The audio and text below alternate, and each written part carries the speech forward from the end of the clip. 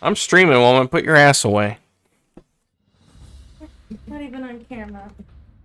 On your tits.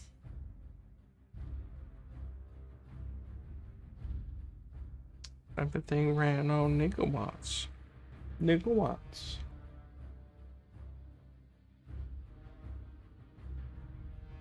I'm streaming, woman. Put your ass away. Oh, shit.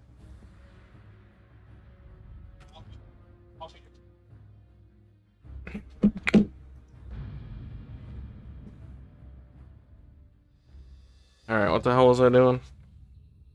I had a quest.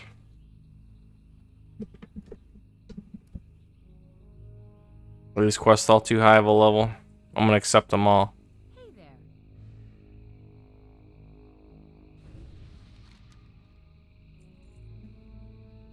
The lag, though. See you around.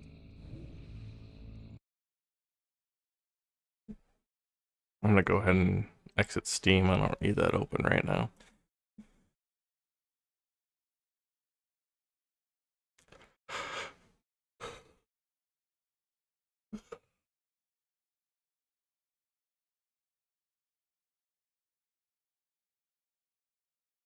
Alright, anything good here?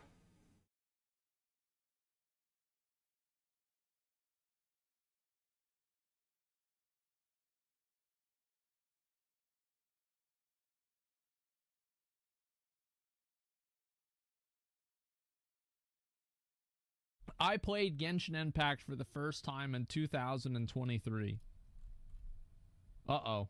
I played a game that contradicted with the very soul of my being. Yes. Nintendogs, but that's not what this video I is had Nintendogs. about. I played Genshin Impact. I swear in like Wrath there's And I 30 survived. more quests in And this I came area. out very surprised. After I swapped to variety on top of just covering the lore of League of Legends. At the beginning of 2023, I wrote down all the universes. Oh, there's I quests in wanted here to visit. too. And unsurprisingly, Genshin was not one of them. Right. I was focusing more on stuff like showing people the book lore of the cyberpunk universe. That's Or nice. I wanted to check out the horrifying universe of Warhammer. So, why did I decide to play Genshin all of a sudden? Memes. Specifically, I wanted to have context. Every now and then, someone shares a Genshin meme around me. So I just wanted to know what the memes were about. And in a similar way, whenever a new trailer comes out, the entire community gets hyped. So I just They love it, man. wanted to know what the hype was about. I mean, when you have a look at the new character teasers, 30 they million. have dozens of millions of views. That's This crazy. simple trailer for a guy with a spear has 30 million views. Nuts. Somehow, that's more than the trailer for the lady who pulls out a sword out of her private parts. I don't But understand. more That importantly, sounds that like is a more mistake. views than literally any of the high-quality cinematics by Blizzard. Oh, they're So all yeah, they're all I red just wanted to know and what the orange heck and is going shit. on. And so I started playing for context. And I stuck around for the gameplay. What? And that is not something I expected. Okay. I genuinely expected to do 1 or 2 streams where I play this game for the first time Right. and then I go back to streaming TFT. Yeah. But that didn't happen. I'm pretty Somehow, sure I the can use the gameplay flight and path the here. story are so strong and so good that I now understand why Genshin is so massive. On top of this, Genshin Wait, hold stands up. What is this here? Holy fuck, so it's actually grown since COVID? Oh my god, average monthly players. It's getting bigger every month. Look at this. This is insane. and why Genshin is so massive. On top of this, Genshin tripled my views on Twitch, so what am I gonna do, not stream Genshin? Smart. Anyway, my first experience with Genshin was quite a wild ride. Absolutely packed with surprises. Because I knew absolutely nothing about Genshin besides it being a gacha game. Yeah. So now, let's talk about what playing Genshin for the first time really in like. 2023 was like. Okay. And don't worry, for any of you who also never played Genshin, I will not spoil any of the story. I am a lore nerd, I wouldn't dare. Okay. Also remember, I am only like 30 hours into the game, which sounds like a lot, but there is easily at least 200 But how much hours money, of though? content. So even though I will talk about this like a game review, it is still more of an early impression. Yeah. Also, beware, there is a $0. lot to talk about, so the topics will be all over the place, because as you'll see, everything in Genshin is really well interconnected. Alright. Let's start with the most important part of any game. Gameplay. Yeah. Specifically, I will split this into combat and world gameplay. Wait, doesn't because Tower both of Fantasy them have have the so same much thing? value, they can easily carry entire games. And that's simply They do. because if the gameplay is not good, nothing else matters. That's because right. you won't last long enough to experience the rest. And here, I am glad to say, both are quite stellar. Starting with the combat. At first, it may seem like the combat is a bit basic. You have a basic Where's the attack fight path combo, person? a charged attack for holding down the attack button, Right. a dash with some invincibility frames, And that's like a stamina? basic ability, and an ultimate ability. Oh shit. That's it. That's but cool. the fun What the begins fuck? when you start throwing Wow. in other characters. Because this game is all about swapping them in the middle of the combat. You see, as you're That's on your badass. adventure, you fill your party with 4 characters, which you can Okay. swap There's in and no out fight at any master point here? during the game, except in the dungeons. Makes And sense. each of these characters wields on. a different element. There are 7 in total. Got There is Pyro, Geo, Dendro, Anemo, Hydro, Cryo, and Electro. Turn that into a rap, and these elements interact with each other in some really cool ways. Like First what? of all, it is not exactly like it is in Pokemon, where some types have super effects against other types. Yeah. Because here, the 2 elements always react in both ways. Meaning that just as water is strong against fire, so is fire strong against water because it can vaporize it. The only difference Oh. here is that the reaction one Okay. way may be stronger than the reaction the other way. I see. Also, when it comes to damage That makes immunities, it is simple. Enemies are always immune to their own element. That's it. Okay. But It's besides like this, molten core. besides just damage multipliers, all of the elements have really unique interactions. Normally, a frost ability is going to slow the enemy. But Yeah. if you make them wet first, you can freeze them with the frost ability. After that which, that's you can cool. shatter them with the Geo ability. Or you Oh, can cover wow. them with plants, which is gonna make them burn better. Or So you you're can set them comboing on them. fire and overload the plasma with an electric ability. Or how about you set the ground on fire and send a tornado through it so that it becomes a fire tornado? And That recently, is I really discovered a lovely combo where I can use a Dendro ability on water. What I like about this the most is the fact that it's intuitive. Like like these things would make sense. which is gonna spawn seeds around, which I can ignite and make them blow up. Okay. It is insane how well all of these elements play together. Sure. And during combat, setting up all of these combos is so much fun. It makes every combat flow like a proper anime fight where a group is working Mm-hmm. together to defeat the enemy. I really have nothing bad to say about the combat. And you can play It multiplayer, works right? Beautifully. Just remember that all of these element combinations also work against you. So the enemies will Yeah, often be okay. paired against you with synergies. Expect a lot of Hydro Mages paired with Frost Mages, which is gonna make your life awful.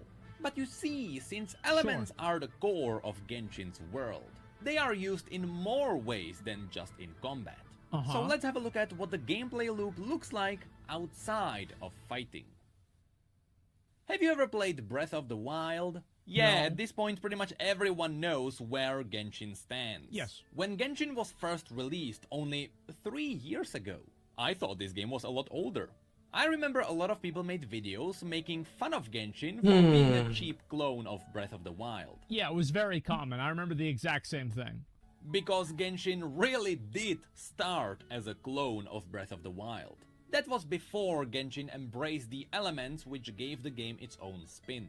And yes, after playing both games, I can confirm, it is hard not to draw the line as they are the same down to running around, Yeah. opening chests, having very similar enemies, climbing, gliding, leveling up your stamina so you can last longer, and so on.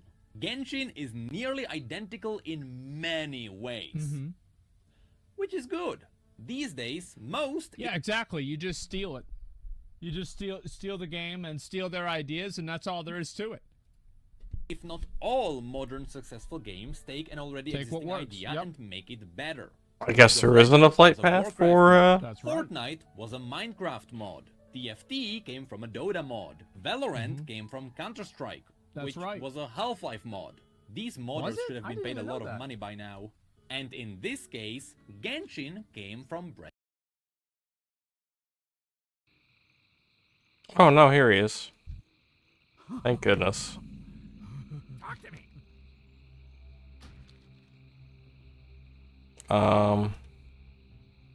I could just teleport. I don't know where I want to go though. Let's go back here. Right back. I'm sure there's a quest I can take. Hopefully.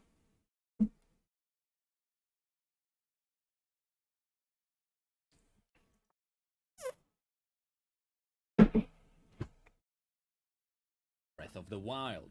And I'm totally fine with this. There is no shame in taking an idea and making it better. But I have to say, from what I remember, people were really harsh at Genshin at first. Do you remember that guy that took his PlayStation 4 and smashed it on the ground in front of all of the Chinese players at that gaming convention because he was so angry at the fact that they stole his game? Yep. Remember him? He didn't like that at all. Here it is. Here it is. Here it is. Here it is. So these brings the PlayStation 4, right? To like the PlayStation 4 China Joy event. Yep, which is there where it they're is. showing these games. Like they have like Chinese And game he's got it development. right there in his hand. So this guy has like a PS4 Pro. He's on got it. that shit. Flops that Boom, thing. right It is a there. Pro, by the way, like you can tell, it's got that weird like double-decker. Smash that style. shit on the What does it do? ground. Fucking smashes that thing into security steps. Boom. And, like The guy in the middle, bro. Yeah, fucking look at it. He was smooth tell. It's got fucking. that weird- Look at him, man. That dude is pissed. like double-decker sandwich style. What does he do? Fucking smashes that thing into security steps. Pain in the ass. They have that in Tower and of the Fantasy. weather matters too. Good luck cooking if it is raining. But also, if it is raining, everyone is permanently wet. Oh. And you know what that means for electric users. He zapped the Occasionally, shit you out might of him. also find yourself in the middle of a storm, where lightning is randomly hitting stuff around you, or directly you. All of this creates happen? an You get hit by amazing lightning? loop outside of just combat. And so far, I believe this is a Nice. major reason why Genshin is successful. If you think about it, the reason why the hook is so good is because in a lot of ways, Genshin plays like a modern MMO. Even though the main idea of an MMO is the massive multiplayer part, these days most people play MMOs solo. That's They right. treat them like single-player RPGs, but they like the idea of a shared world. And this is the core of Genshin. It is a great solo RPG first, but you have the option to play co-op with anyone whenever you want, be it for dungeons or exploration. Good RPGs Are things easier or harder in co-op if you have a full group in a dungeon?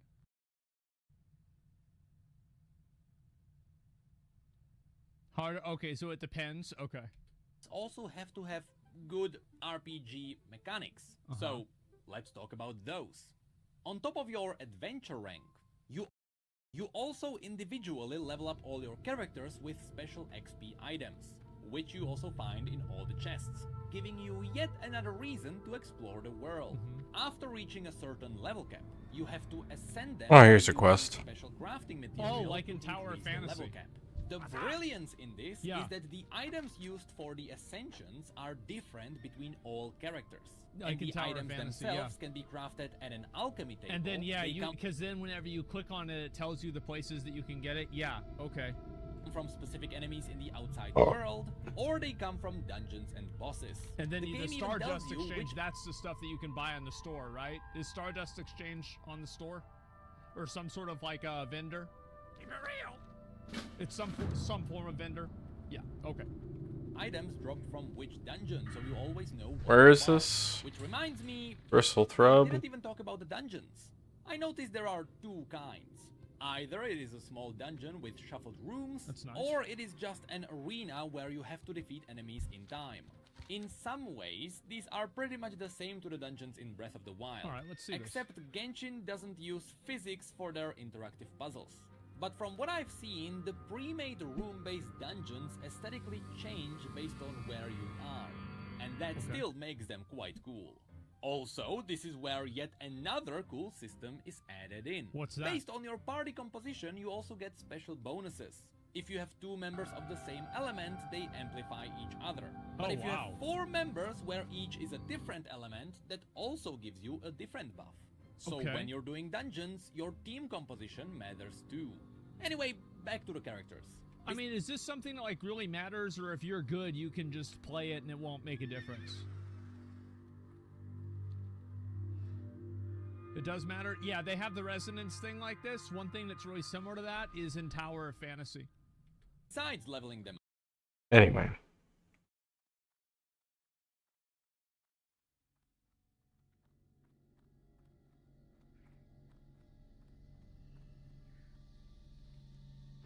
I don't know where this is.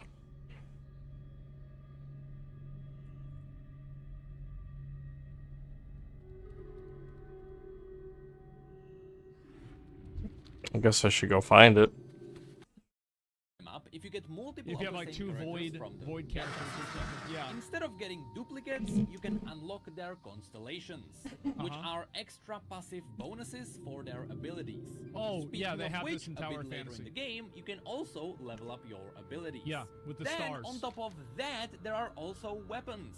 Not only do all the weapons have different RPG stats, which you can increase by disenchanting your other weapons, but each weapon also has a unique passive ability, which you can upgrade by merging multiple of the same weapons together. Oh, On they top have of this in Tower of that, Fantasy. Each weapon also has a level cap, and you also ascend your weapons the same way you do your characters.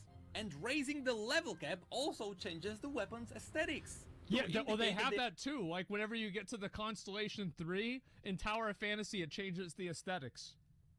Yeah, they have that. They are more powerful, which was a pleasant surprise the first time I saw this. Now, on top of that, every character can also equip 5 artifacts. These give you more stats, but they also have more passive abilities. Oh, like the relics in Tower of Fantasy. Yeah, I know what this is. In most cases, it is 2 and 4 set bonuses. And these can get really crazy, especially when you realize that each character can scale with different stats. Some may need attack damage and crit, others gain damage from defense, or they... Oh, wait. Oh, no. These aren't relics. These are like matrices in Tower of Fantasy. Oh, no. Excuse me. Yeah, these are the matrices. Heal based I misunderstood on what this was. health. Also, yes, Man, he's dogging on this game. a variation of the Golden Trinity. I personally don't like real-time combat MMOs most of the time, unless it's like Vindictus. Vindictus is the only one I liked ever, and I've tried a lot of them. First sight, it is. But after you learn how all the different systems work, you get to see how well integrated I have no idea where I'm going, so maybe I'll discover something I've never seen before. There is about a dozen different systems all about leveling up, gathering materials, and ascending your characters. Oh, I bet there are. But they all work together as a single unit. Yeah. And from a game designer's point of view, honestly, that's pretty impressive. So now, let's see what other activities you can do with your jacked up characters. While you Wait, it tells you his birthday?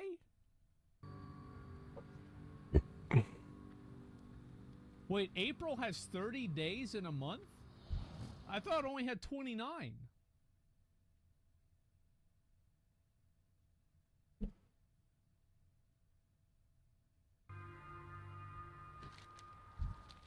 That's February? No, February has 27.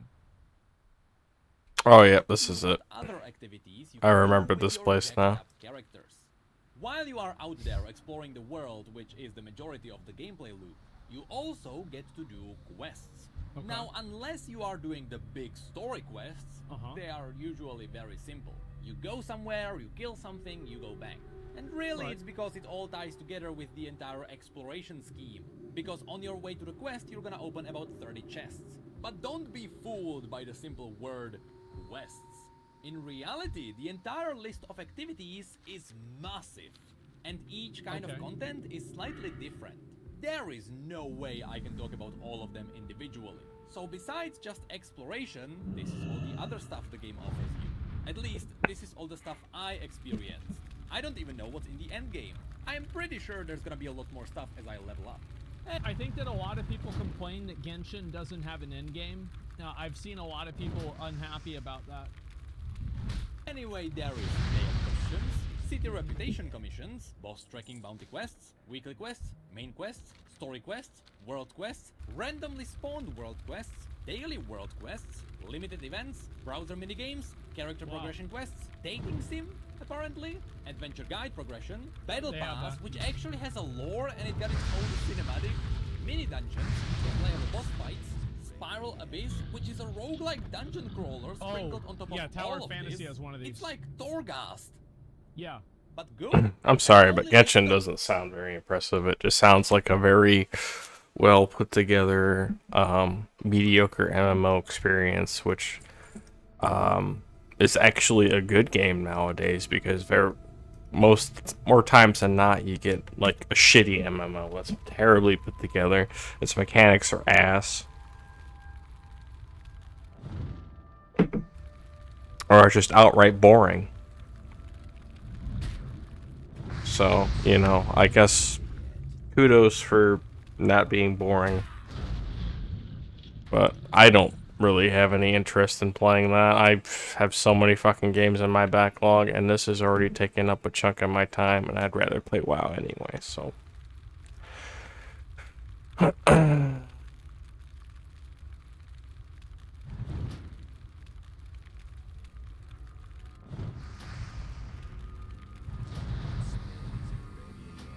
A little bit of lag.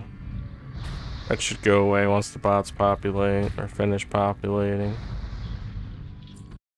Let me make sure my doohickeys set up right. I'm gonna switch videos here. I'm tired of hearing about Genshin.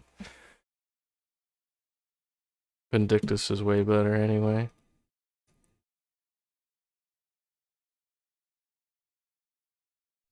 All right, I'm done with Dragonflight, and that's great. Since Dragonflight came out, we have a roadmap Hair's of what the looking things good. are. And as far as Project MMO goes, where are we right now? Project Let's go. MMO.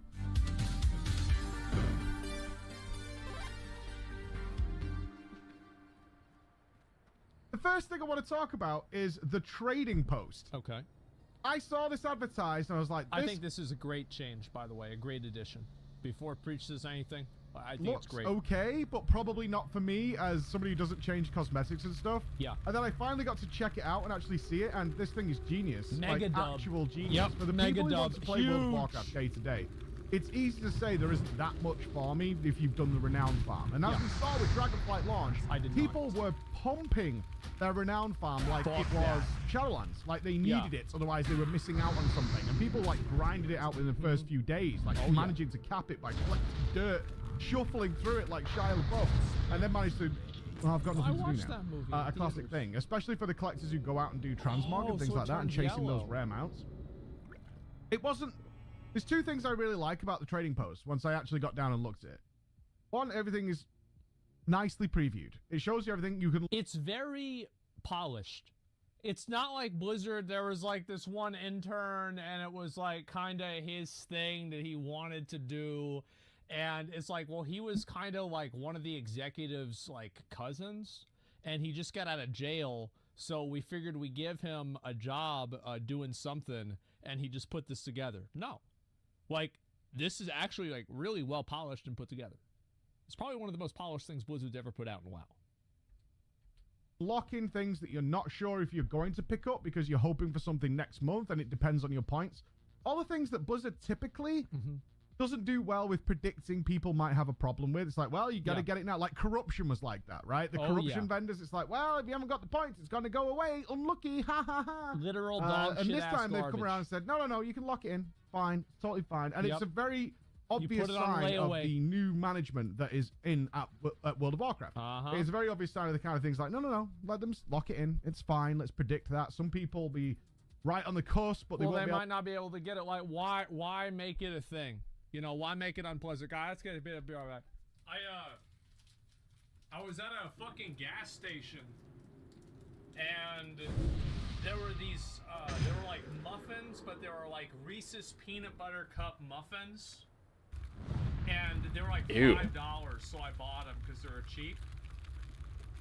Literal trash. I've eaten almost every single one of them. Why keep eating them? It is what it is. That's why. To afford something next time, or they won't be able to play enough, and therefore they won't earn the points, and they might want to see what comes up next because they kind of want this thing, but they're not too excited about it. And now you can just lock it in and get it done. And a really nice preview. I, in fact, bought something. I have no intention of getting anything from the trading post really because cool. I don't particularly care for cosmetics. And I just browsed through and was like, yeah, I want that.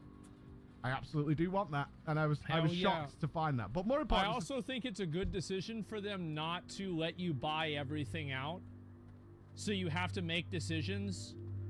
And like, you can't just infinitely farm these either. Like, it's capped, and you can decide what you want to do every single week. It's like, like the trading post is like Chuck E. Cheese, and like your parents gave you, you know, 20 bucks, and you've got this many tokens, and you get, you know, 750 tickets at the end of it, and you can buy either, you know, like a comb or a, you know, like a Chinese finger trap, and you get to decide. Traveler's Log. That's the second thing that I really like about this. It's just rewarding people for investigating parts of the game that they a lot of people will do this naturally, which is great. So it's not. I completed my whole thing. I didn't even know it was done. Which is what I thought it might be. I thought it was going to be like, oh, go and see the old world because nobody goes there. Go and do that. Go and do this. Go and take part in our seasonal events. But there that's all there, and that's good to push people to try out things, especially with a game like WoW that's so vast. A lot of people don't really know what's available to them. It was actually one of Dragonflight's core problems when it's released, is the community was just, we're not sure what to do. And then more and stuff started to unravel as time went on. It's like, oh, you can farm these like super bosses, and these give you like these really cool items. Now, part of that was a good discovery by the community, but it also led to a lot of nerfs, a lot of changes, because people were like, oh no, we didn't even... That's all my fault. See, I remember when there was a point where developers basically told you, okay, this was going to be the game. Here's some of the mechanics of the game. Few things you can do. Go explore. They didn't really tell you everything that was out there. They left it for you to find. Nobody does that anymore. They just release it and be like, okay, here's everything. Go check it out. They treat their games like tech demos. In the alpha and the beta, and now people are just hard farming everything and just going like MMO players like ants across the whole hill. So we do have that stuff, but they've also thrown in a lot of stuff that is day-to-day stuff. I was really surprised. They tend to like, or in the past, Blizzard has been very focused on rewarding you. Just felt like messing with you. Very specifically. Yeah, only if you for doing do the current content. This is the reward and not much else. And it's for a while. It's like you will do, if you're doing Mythic Plus, you will get the vault and some Valor points because that's very specific to that area. If you go over here, you'll get rewarded for just that thing. So ever since BFA, actually, BFA is where they took it out. Legion rewarded you for everything. Why would you have a shirt of Bolvar? Oh. I guess he's just immune to everything, huh? I mean, that's like having a shirt with Luigi on it. He's not as good as Mario. Mario's better. There's no reason. With artifact power, like you would always gain artifact power regardless of what you did, and it was nice. And then in BFA they took that away. It's like, oh no, if you want Azerite power, well, you must take part in this piece of content. You must do Island Expeditions. You must do this. And they started segmenting it out. So like if you fully enjoyed one path, you were only going to get rewarded for that one path. And if you didn't enjoy another path, tough shit, you had to go along that path because it was the only way of obtaining X currency or whatever. Now they've done it, it's like, yeah, it's dungeons, PvP. It's whatever you do, it's doing world quests. You'll still passively generate rewards in case, if you're not fully invested in like completing your travel log, that's fine. Your natural gameplay will reward you anyway for giving you, for stuff that you're naturally doing. So you're always going to be building up currency regardless. Yeah, so you don't have to do things that you don't want to do. I think that's the main thing that like WoW has had a problem with for so long. Is it their focus was always on making you do something you didn't want to do? Like how the candle completely masked Those two apart. things were really cool. Utterly shocked that it was a bit of a bum that it was bugged for the first few days, and people were like, "Oh, this is well shit." I mean, it's fine working now, and I'm glad I got to try it out. This is a great piece of kit. In terms of my targets then for World of Warcraft, I am kind of done with what I You're gonna be personally like, you want want in something, terms of what? Project MMO. Project MMO is what we're Wow. doing over the next month or so. I don't want We're gonna hit anything. every raid boss in multiple MMOs to see how they're all It's lit. diverged and split off to find their own successful path. That's a That's going to cool be Final idea. Fantasy 14, where we're currently focused on Savage raiding. We're doing Guild Wars 2, where we're going to be doing the raids and the strikes in that game. We've done one strike in that game, and it was phenomenal. And we're going to be doing Destiny 2 with their new expansion coming out, where they took the base MMO formula and spread it around. One day But I'll in terms play of World of Destiny Warcraft, 2. unsurprisingly, I kind of hit my goals extremely quickly. Shouldn't be any shock there. Yeah, just because played the game obviously 15 I had years. established friends and family within World of Warcraft, regardless of where I come back. He There's knows such a long exactly history in what this to game do. that finding a team I am out of mana. progressed through the raid was not a difficulty. I'm not going to be going for Mythic Razageth. Not particularly interested in that. There's no And we reason cleared Heroic. It's fine. That's a lie. Okay, let's be honest. I like the Heroic raid. I think it was really fun. Group of friends. Enjoyed spell it. reflect. Blasted it. Didn't take too long, like a couple of hours for us. Except Razageth. Really did not like Razageth at all. It's too fucking hard. Like, that's all there is to it. It's too fucking hard. And it doesn't give you really good rewards. Like, you just get 411 gear. Is it easier to do Razageth or do Mythic 15s? I would say easily it's much easier to do Mythic 15s. So why would anybody go and do Razageth? Get good? No, the problem isn't me getting good, it's everybody else in the group getting good. It's like this is the Mage Tower. Yeah, I can learn not to stand in the beam, but did Vinray learn how to not stand in the beam? No, we fucking didn't. And now we have to res him. And I'm mad.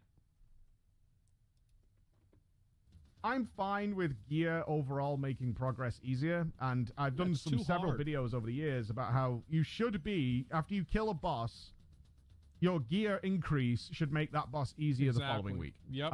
Your most difficult kill should be the first one, right? That's a pretty At the end of the raid tier, you should just be able to go in there, slap your dick around, and then the raid's over. That's it. logical place to Because be you coming earned from. it.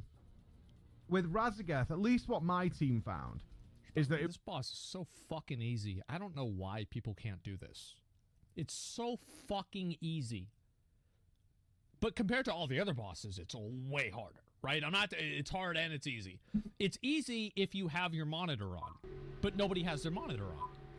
So it's extremely hard. But like with Diathia or with like Kurog, it doesn't really matter. it was essentially just a gear check. And the fight is either almost impossible at certain points, like because we got there very, very early with our group setup, and it was very small, and scaling's always a thing. But we're playing with like very, very good players who are all mythic clearing players, and we were like, we just kind of just missed the DPS here, even with everybody sort of min-maxing and pushing and doing whatever. There it is. On our first week of getting there, and then the next week the boss just fell over on like the first pull. It was very disappointing because there's so many just DPS check marks in that. It's like you hit certain things in phase 1. Well, it's that it's the absorb shield, right? I mean, I feel like the absorb shield is the hard part in phase 3. Which bypasses a ton of extra damage. You can survive, but like you're getting the hint then, your damage isn't quite there. And then the platforms, if you're behind on damage, you simply do not clear the platforms in time to get into phase 2. And then if you scrape through by blowing more cooldowns in phase 2 to get to phase in the intermission to get to phase 2, then you've got the storm shield. And even with like optimizing there, it was just and then it took like 5 or 6 item levels on everybody from another week of Mythic Plus and things like that, and then the boss just died. Yeah, and it's like also like with Razageth, if every other fight is way easier, then people just simply are not going to do Razageth. Why would they go out of their way to do Razageth if it's way harder and it gives worse rewards? Nobody's gonna do it. That's what happened with the Jailer. It's bad design. Make the fight easier, or make it drop way better gear. I was a little disappointed in Razageth. Visually very nice. Mechanically, Just like really a hood, liked it actually. I really thought it was fun. And like this actually really goes to show.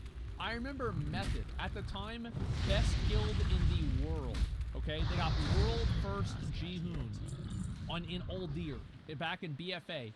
They killed Gahoon like 2 or 3 times, and then they stopped raiding because it wasn't worth the effort. We're not going to put in all this effort to kill this shitty fucking boss just to get more, what was it, 385 gear?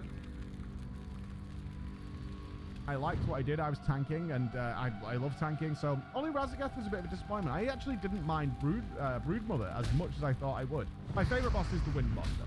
I really enjoyed that, especially as a prop warrior having disruption. Wrong opinion, by the way. Massively wrong opinion. I've never heard an opinion this wrong before in my life. However, what he's about to say is very true. Let's let him say it. I would. My favorite boss is the Wind boss, though.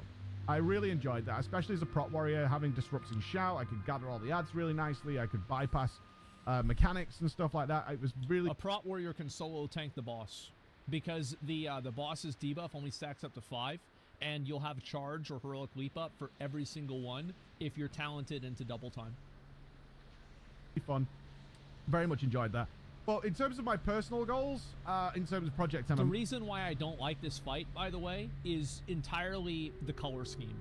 I hate how you have these like circles here that have the same animation border as the effects on the ground. I think this is horrible design, and I don't think there's any reason that it should exist.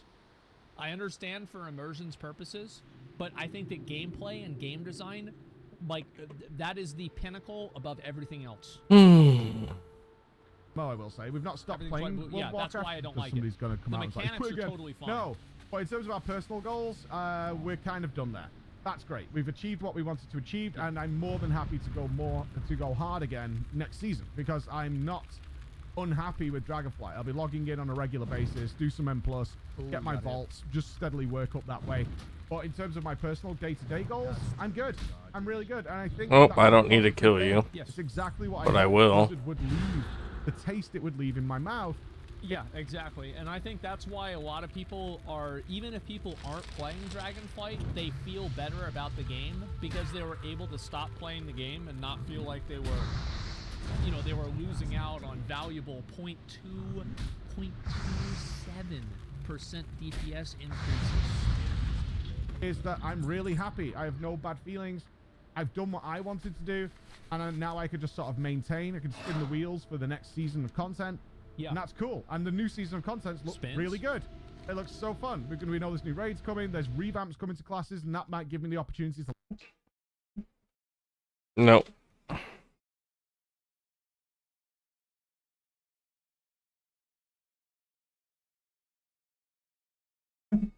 Silvervale harassed to tears for playing Hogwarts Legacy. There is a girl. You guys may or may not know her. Her name is Silvervale. She's a VTuber. There she is. You guys can see her. She decided she made the mistake. VTubers are already pretty sensitive people anyway. That's why they don't show their face on the internet. Of playing Harry Potter Hogwarts Legacy. Big mistake. Okay? And, anyway, people went into her chat and they were harassing her just like they harass everybody else. It's not really a big deal. But people found out that the word trans was blacklisted in her chat. And you couldn't type the word trans in Silvervale's chat. So Twitter, with their infinite understanding of all systems, all situations, all events, in all of time, immediately assumed that this is because Silvervale decided to go mask off and say, fuck this, I hate them. And I'm not even going to allow them to say what they are in my stream. Good for her. Big surprise, guys. That's actually not what happened. And the reality is that Twitch's auto mod that she had turned on auto modded the word trans. So it was actually Twitch that took the word away. But according to Twitter, nobody knew this. Because, again, this would require people on Twitter to have a functional understanding of anything. So let's go back over here. I feel like this gets worse and worse for her as time goes on. Happy Valentine's. Your chat, I don't feel appreciated in your community. And I don't say this to be bitter. Look at this. Shut up, turf. Nobody cares. And it's a fucking Rule 34 account. Wait, what happened? Decided the fact Silver has been 1,000% silent on this, as well as Vishojo and Silver's community as a whole. I'll be breaking mutuals with people still following her. I don't expect everyone to know she did this. If I break mutuals with you, let me know. Wait, what happened? Silvervale streamed the Hogwarts Legacy game coded in turf and right-wing shit. By the way, proper noun, very serious. Then when streaming banned trans from being mentioned in her chat. She has now deleted her tweet mentioning the game and has said nothing about it since. So because Silvervale did not address this grievance quickly enough, this person has decided to go feral. They're going fucking scorched earth, all right? Yeah, what is TERF? Trans Exclusionary Radical Feminist. That's what it stands for. I don't really know the nuances of it because it's some opinion of J.K. Rowling, and I don't care what opinion J.K. Rowling has because she's a fucking writer. I'm not gonna ask, like, what do you think? I go to my mechanic and I ask him, like, ah, man, you know, I've been having this pain in my shoulder. Like, you know, do you think I should, like, take some medicine for it or, like, what? Like, I don't know what to do. You know, and, like, I don't go to my doctor and I'm like, man, yeah, I do have a problem. I tell you what, I got a Ford F-150 pickup. Shit won't start. What do you got for me, doc? So, yeah. I don't even know what J.K. Rowling's opinions are. Because she's a fucking writer. She doesn't know anything about science. She doesn't know anything about gender. She doesn't know anything about this at all. So why the fuck would I even read what she had to say? I would not even pay attention.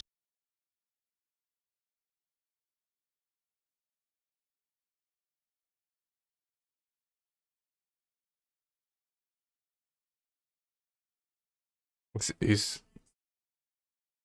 defending himself right now. Hope you realize this. He's literally defending himself while reacting to random bullshit about somebody else. Like, how...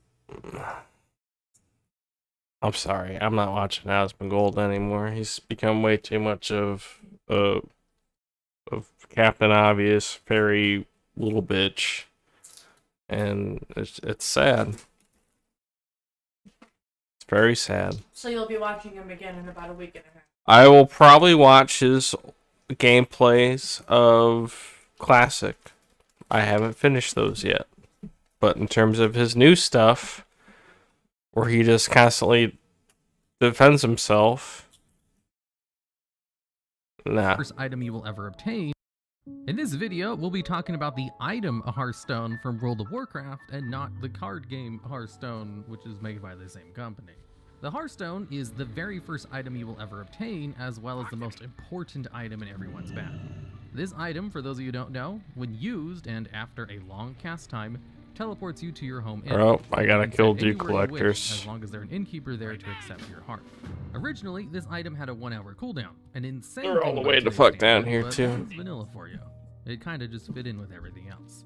Something many people don't know is that wherever you stand, and whatever direction you're facing when you set your Hearthstone, is where you will appear when you actually hearth. So in some places you could even set your Hearthstone outside the building. Cast time teleports you to your home inn, but you can set anywhere you wish as long as there's an innkeeper there to accept your hearth.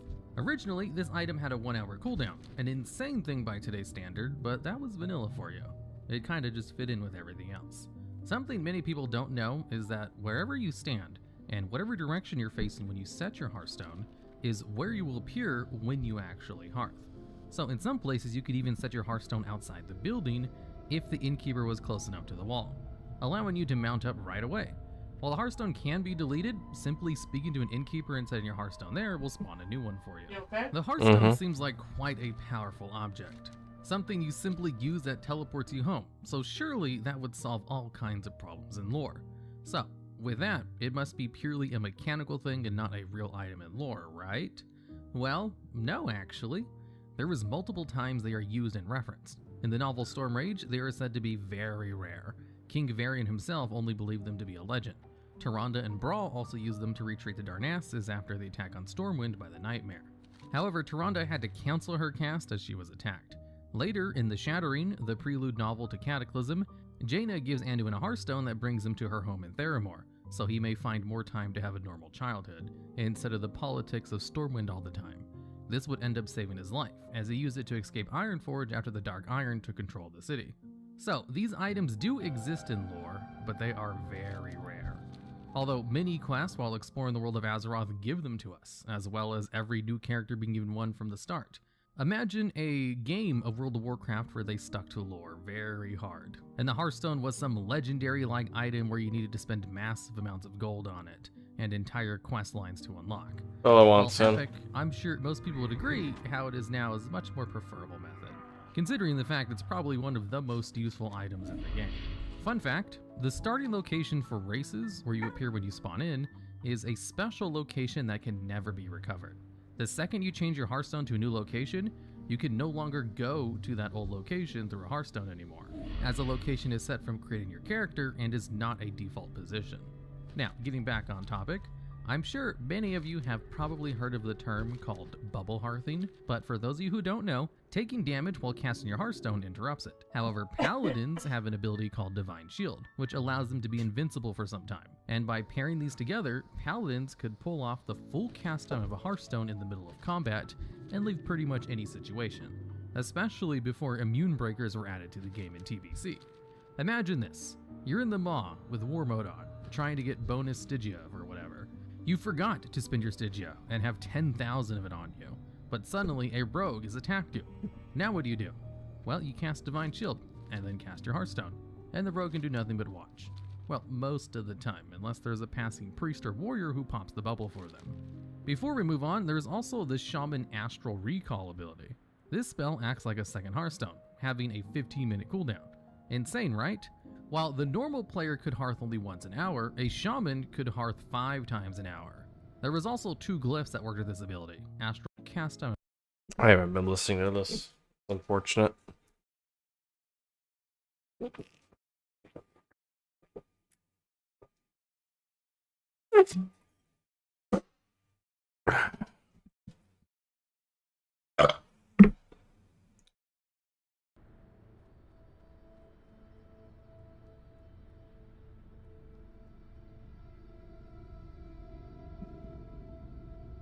Oh.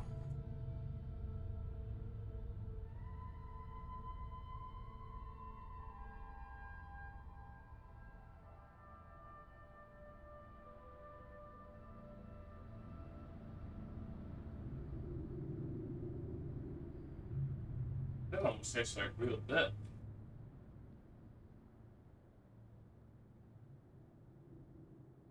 What do you make for dinner? Where's this candle on? Okay. Barely hanging in there.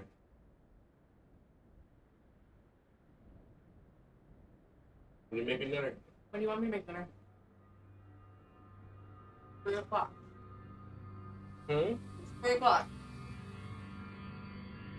We've been awake for 11 hours.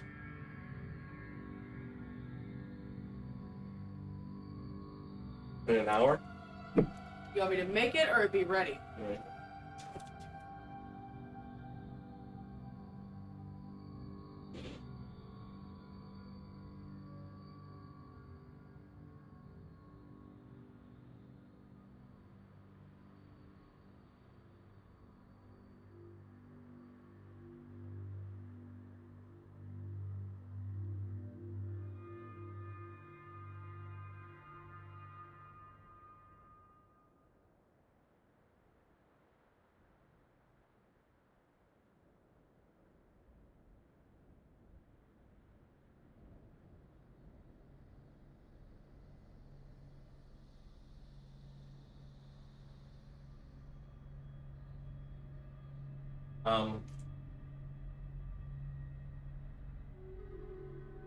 When you go out there,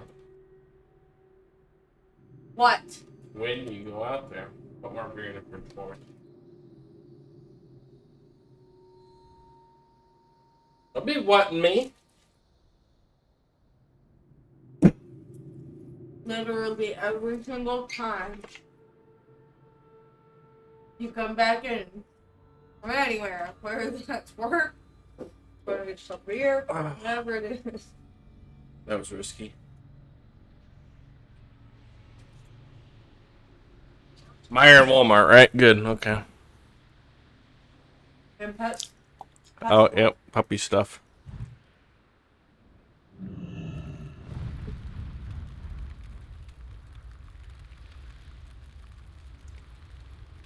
I'm gonna collect from this new collector. Are you joshing me right now? You motherfucker.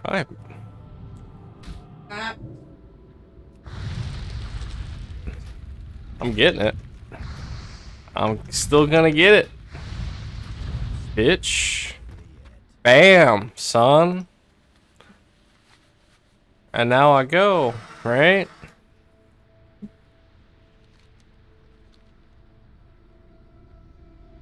That bot just got fucking wrecked.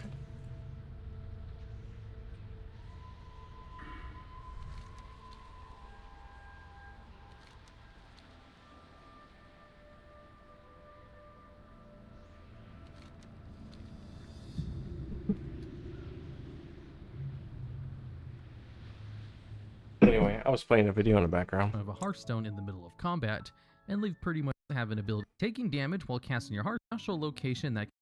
Fun fact, Warcraft where they stuck to lore very hard. And the Hearthstone was some legendary like item where you needed to spend massive amounts of gold on it, and entire quest lines to unlock.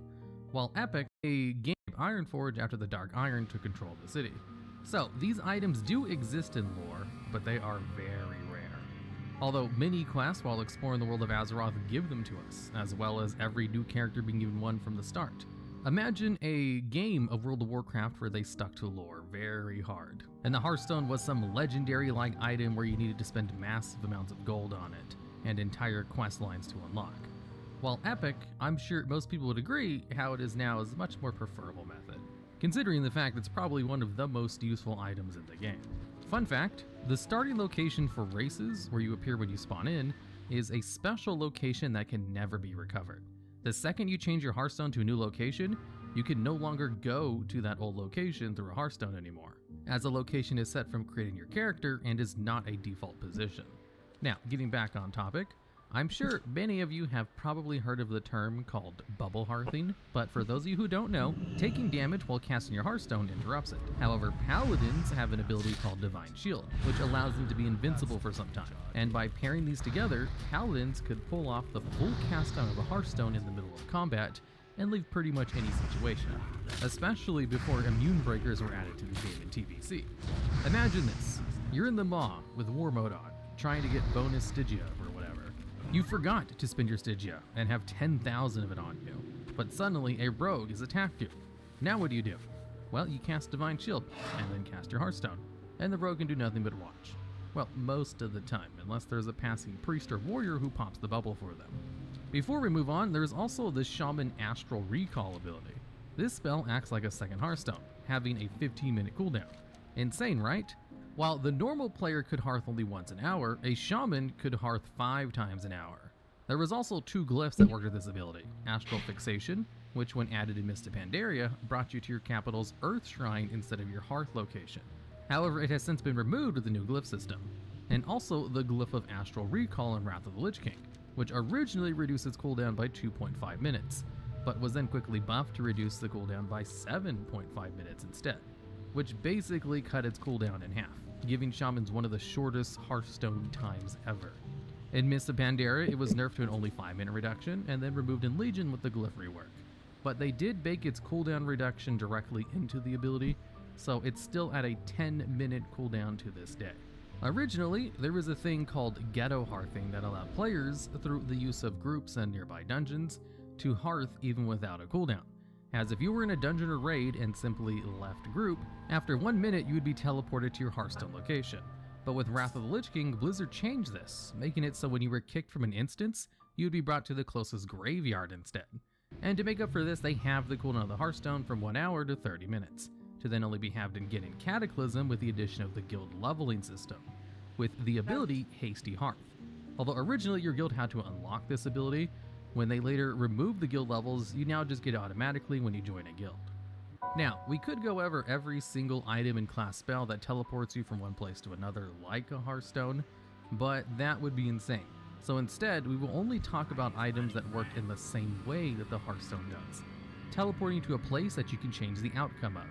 And so first, we should talk about the Volpera racial ability, Make Camp. This ability allows you to place a tent somewhere in the open world and even stays visible for some time. And then it will be set as your spawn point. So you can set it anywhere you want, a special rare spawn location, the auction house, the entrance of a raid you farm, whatever and wherever you want. Not whenever you want though, because Return to Camp has a 1 hour long cooldown, so it's a tiny bit longer than the default Hearthstone, but can be used in addition to it, so it's nothing but a plus. There's also the Hearth Kidney Stone, an ability given to players of the Necrolord Covenant who choose the Emini Soulbind and its ability. This is a Hearthstone that can be set separately from your usual Hearthstone, allowing you to have 2 Hearthstone locations at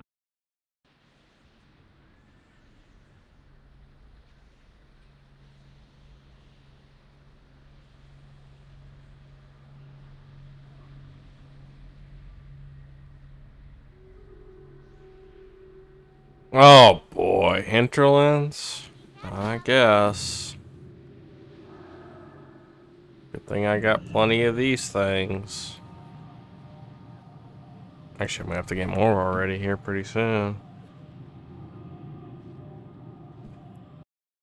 at a time, a bit longer than the default Hearthstone, but can be used in addition to it, so it's nothing but a plus. There's also the Hearth Kidney Stone, an ability given to players of the Necrolord Covenant who choose the Emini Soulbind and its ability.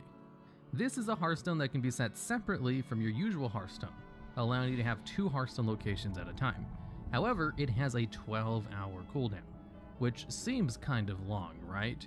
Well, every killing blow you do while this Hearthstone is on cooldown reduces the cooldown by 5 minutes. Although funny enough, as this Hearthstone is an ability and not an item, bosses that would cast mind controls on players would sometimes choose to use their longest cooldown ability to help them kill their non-controlled allies. But because this is an ability, that made it a choice for this. For example, the final boss of Turnus Scythe, causing mind control players to hearth mid-fight, and sometimes worked with the Mage's teleport too, ruining quite a few Mythic Plus keys. Although this was thankfully fixed rather quickly once it became well known. We also got 2 special Hearthstones from the expansions Warlords of Draenor and Legion, the first being the Garrison Hearthstone. This item was granted upon creating your garrison, and acted just like a normal Hearthstone. However, it could not have its location changed, always bringing you back to your garrison, and luckily did not share cooldown with your regular Hearthstone.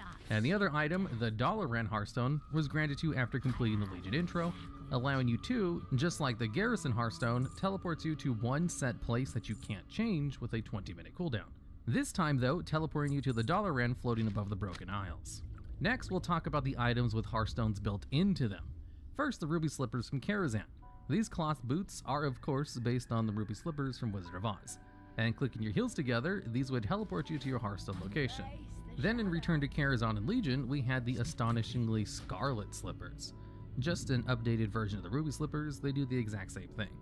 Sad thing to mention is these 2 items shared a cooldown with your Hearthstone, meaning all they did was save a spot in your bags if you didn't want to carry around a Hearthstone, and instead wore these as gear. However, the Montebank's Colorful Cloak, a cloak which dropped in the Operation Megagon Mega Dungeon, had a Hearthstone built into it, but it did not share the cooldown with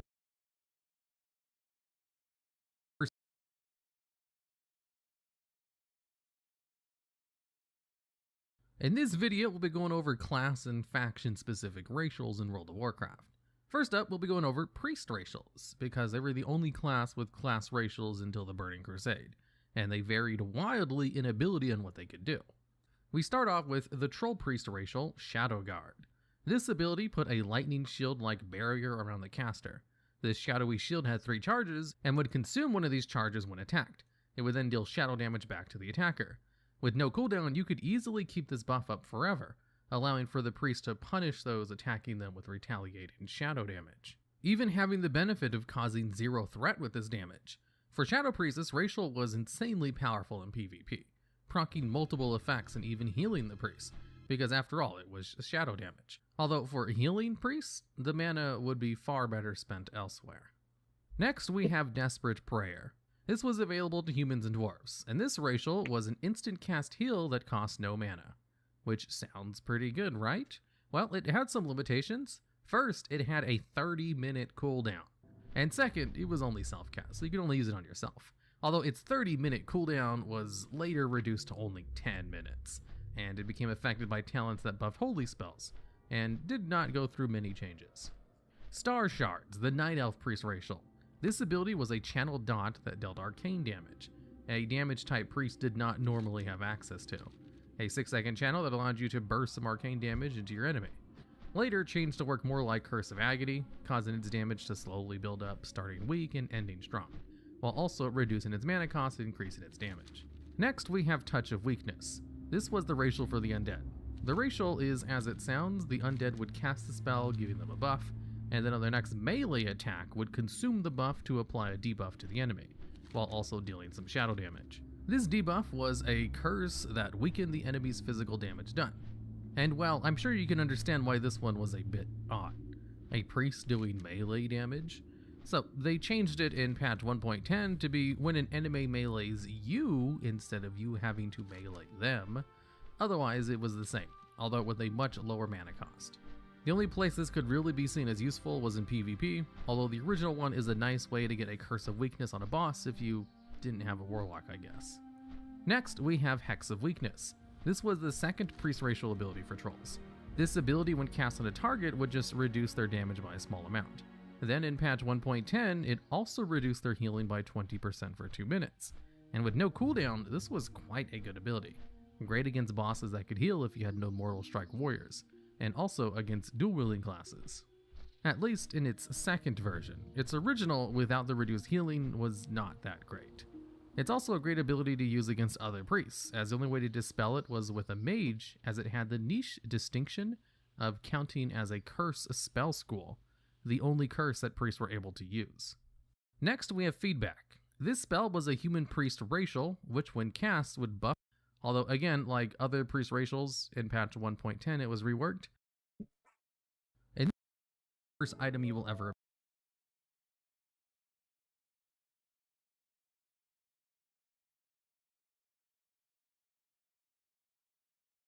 In this video, we'll be discussing the changes to WoW's 2 major faction hubs throughout the history of the game. This will be a very broad overview, since there are a ton of very small details from each expansion that can be added, such as which random NPCs were added and removed.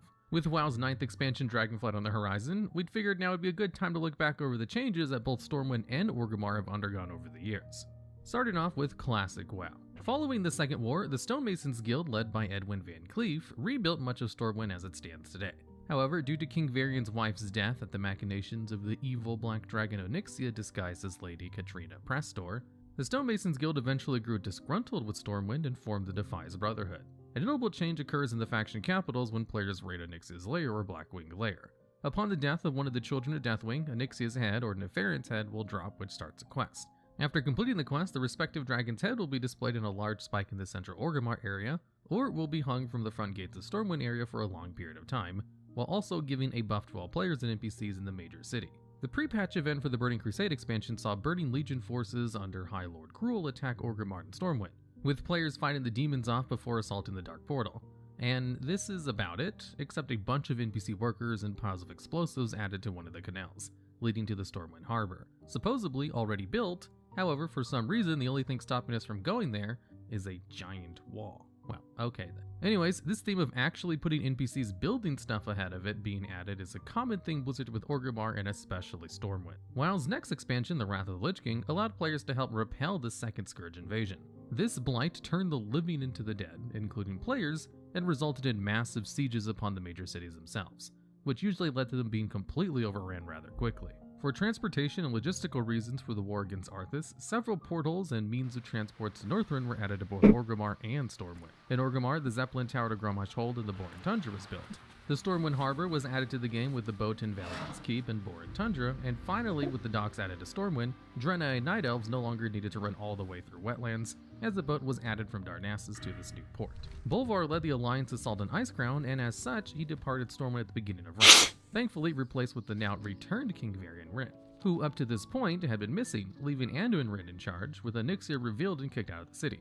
Wrath also saw the introduction of player Death Knights arriving in Orgrimmar and Stormwind, with much commotion and unease from citizens. Various NPCs are rude and aggressive to DKs when they first arrive in the city from the DK starting zone. Orgrimmar also received a unique arena called the Ring of Valor. Originally just a giant unique, but useless arena that you could look down on but couldn't even enter.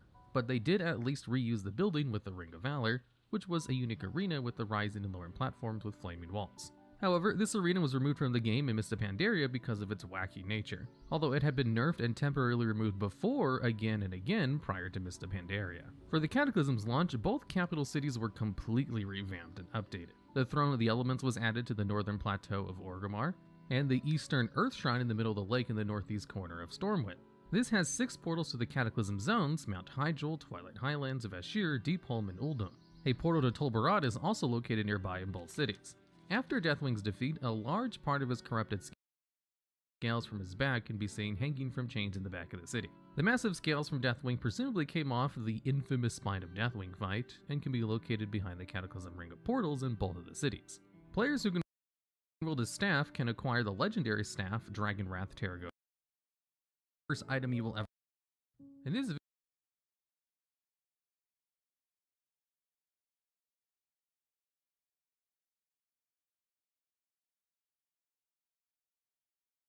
I video, don't know if I've seen this. there's a yet. place known as the Dragon Isles. Yeah, I've seen this one. In this, there's a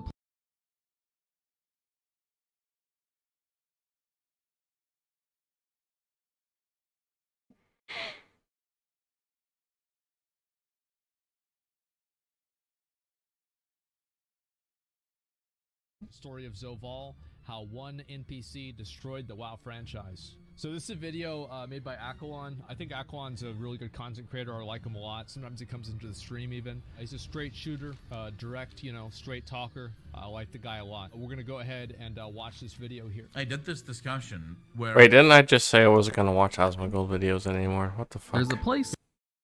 In this video, first item you.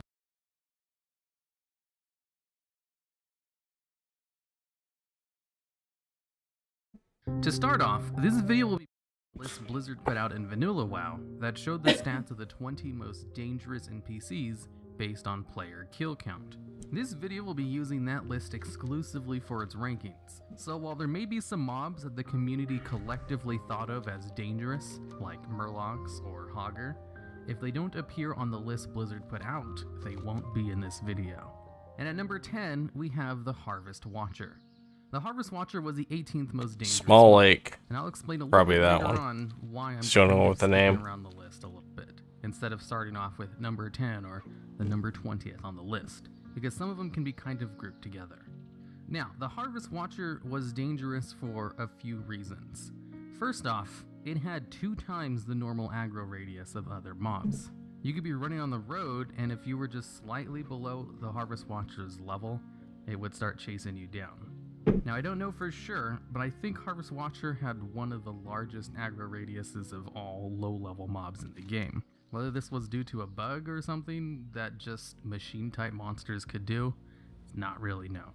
But also, it was a machine-type mob, so it was immune to a lot of things, including most CCs and poisons and bleeds, which made it particularly Hope you're making a lot of deadly food. because lots of low-level players had probably never run into a monster who was immune to some of their abilities before. Well, you know what? I say that, but I shouldn't be overeating, so... Yeah, your fucking eyes are bigger than your And that's stomach. because it was in Way one of the bigger. zones that you go to So is your directly dick, after the But I starting mean- zone. the thing is, I'd still eat it all.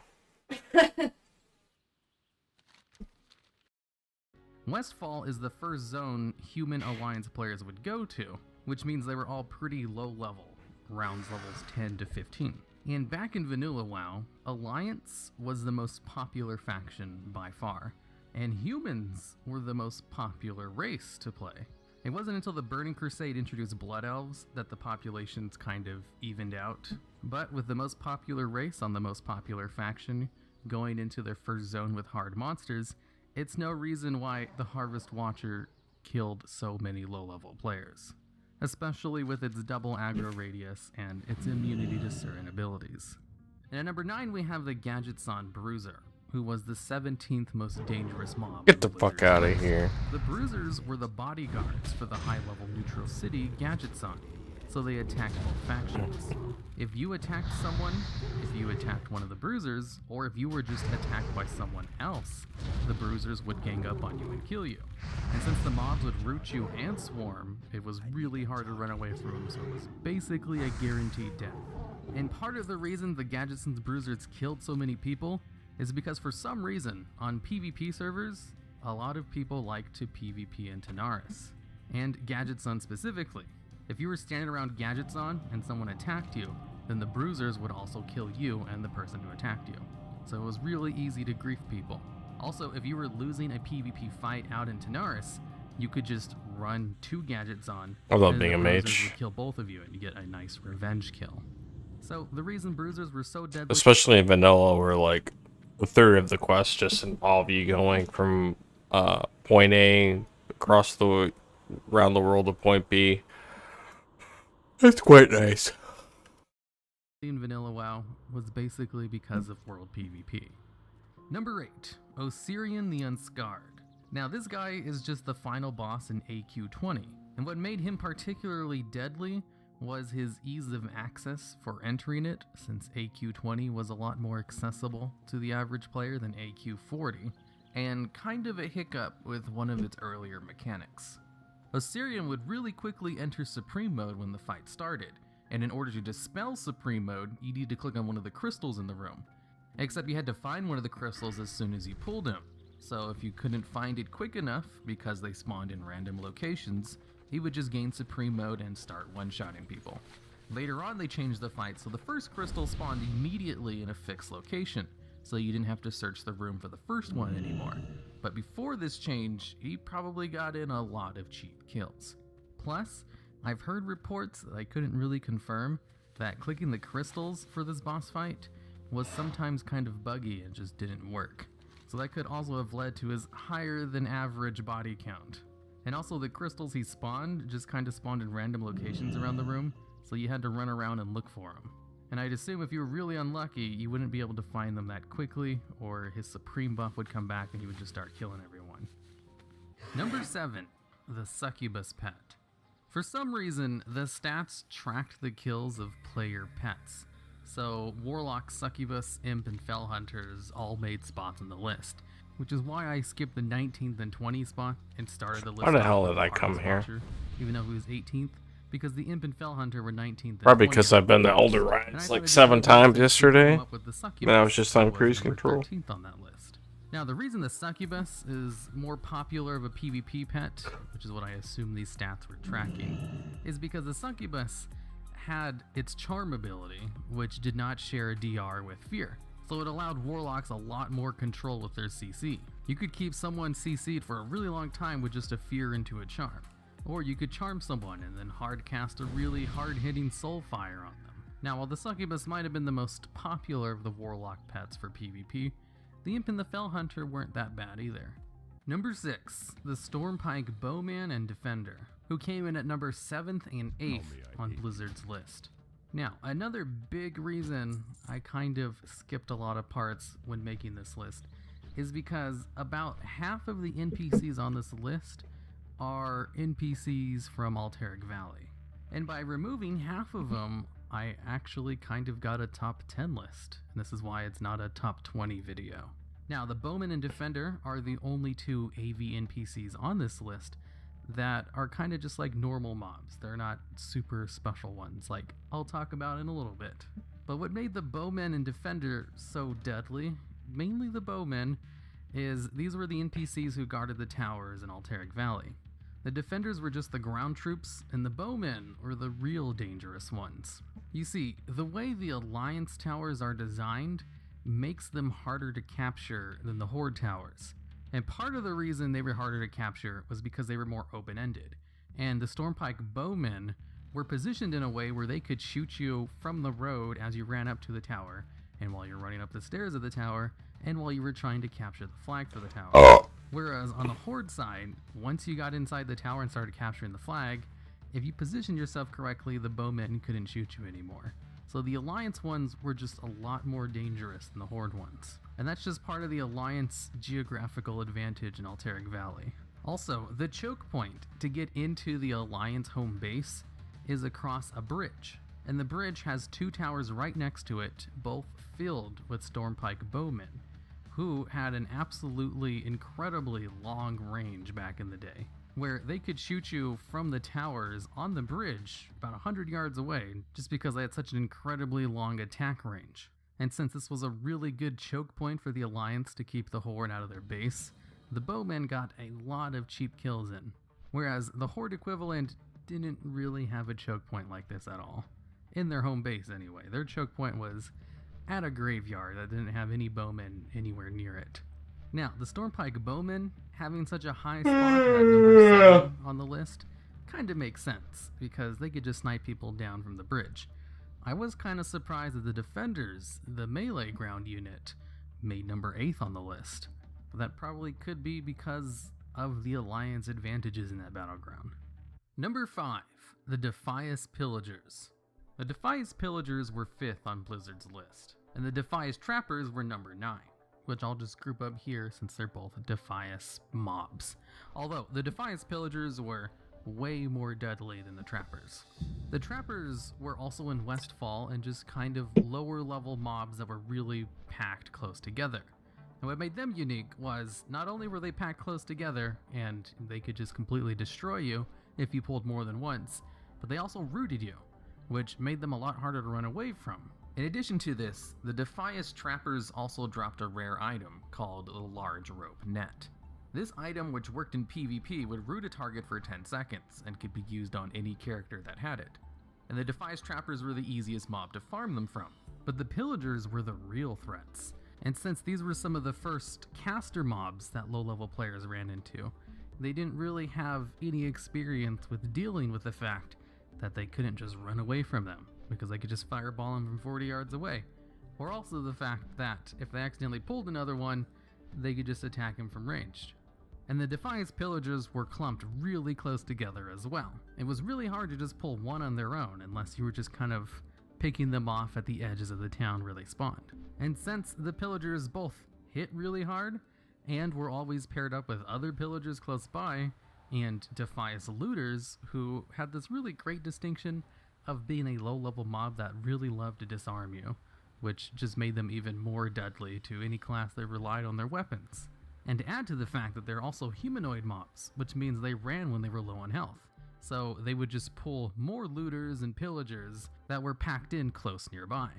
And like I mentioned with the Harvester earlier on in the list, these were all in Westfall, one of the most populated low-level zones because, well, it was the human zone, and humans were the most popular race in Vanilla WoW. All of these factors just kind of combined together to make an amalgamation of one of the most deadly low-level mobs in the game that actually beats out most raid bosses when it comes to player kills. Number 4, the War Masters in Alteric Valley. The War Masters are all going to be clumped up together because they collectively take up number 16th, 12th, 11th, 10th, 6th, and 4th on Blizzard's 20 list. And one of the big reasons I decided to reorder the list to kind of clump them together. And instead, I decided if I was going to clump up these NPCs together, I was just going to take whichever one was highest on the list and use that to place them on my list. So since one of the War Masters made number 4 on the list, they're making it on a high spot on my list as well. Now, the War Masters are just the NPCs who accompany the General in Alteric Valley and hit really hard as well, and either exist or disappear depending on how many towers you control. And because they fought alongside the Generals, they got tons of kills in, which I'll get into a little bit more when I cover the number 1 spot on this list. Number 3, Onyxia. Onyxia was also number 3 on Blizzard's list. Now, Onyxia is one of the first raid bosses available to players in Vanilla WoW, and also one of the first that is just like the only boss of its raid. In fact, I'm pretty sure Onyxia is the first single boss raid in the game. And because Onyxia was the first single boss raid, the first dragon boss, it was done by pretty much every player who ever raided in Vanilla WoW. And because of this, and the fact that Onyxia was kind of a hard boss fight, it raked up probably the most amount of kills out of any of the raid bosses in Vanilla, maybe, until we get to number 2 spot on this list. Number 2, Valistraz the Corrupt, who was also number 2 on Blizzard's list. Valistraz is the second boss in the Blackwing lair, and is the reason Blizzard made early bosses in raids a little bit easier than all the other bosses in the raid, because Valistraz was also more commonly known as Valistraz the Guildbreaker. Being the second boss in the raid, it was an incredibly hard boss to take down. In fact, one of the hardest bosses in the game, like ever. And because it was the second boss in the raid, it was somewhat easy to get to, which means a lot of people got to see the fight, and tons of people got to die to it. Especially since one of the mechanics of the fight basically just made sure you were going to die no matter what. Valistraz raked up the highest body count of all of the bosses from when this list was made anyway. I think this list that I'm getting all this information from came like somewhere towards the middle of Vanilla WoW or something. So it's not really the most accurate thing in the world. So if you've ever wondered why modern raids have the very same mechanic of the early bosses being easier than the final bosses, it's because of Valistraz. Wasn't it like a random All effect? of the bosses in the raid were kind of difficult. Kind of like equally difficult. And it was kind of unreasonable for one of the harder bosses to be at the beginning of the Or maybe raid, it's just smaller, I because don't then know. you couldn't really farm the raid for gear in order to down it. And that's Valistraz. I didn't hear the last bit of that.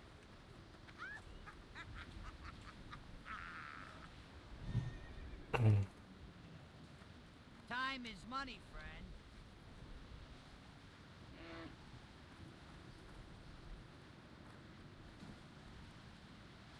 Be good.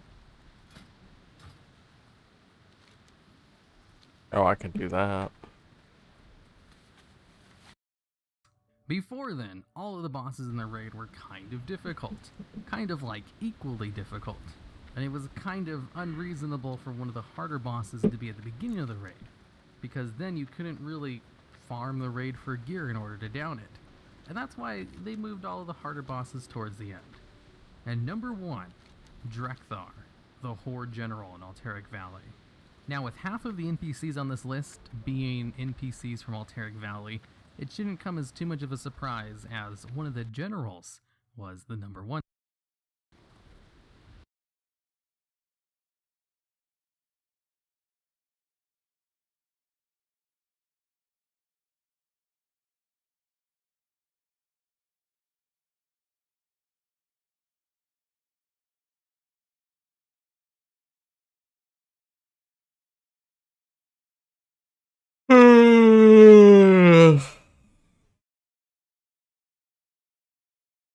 In Classic WoW, the racials are not exactly super balanced, so some of them do perform much better with certain classes than others.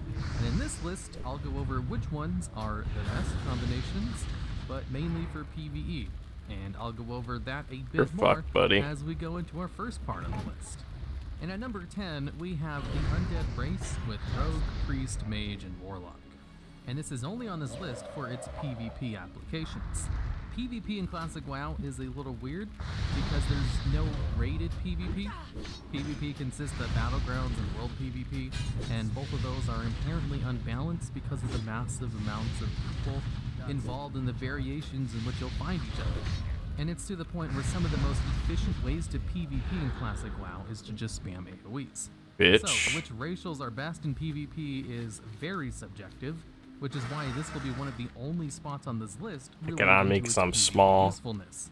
and undead have one of the best PvP racials in the game in the form of Wheel of the Forsaken. Oh yeah, there's a bunch of The players earliest version of Wheel of the bots over Forsaken there. was the most broken racial in the game's history, as it allowed them to just be passively immune to fear, charm, and sleep effects.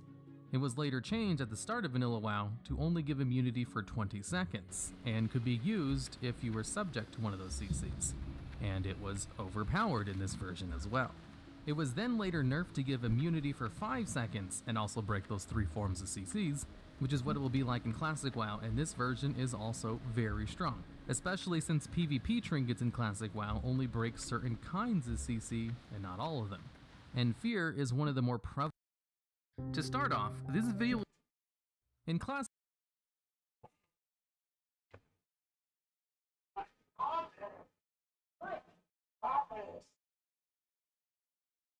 Can you turn that shit down, woman?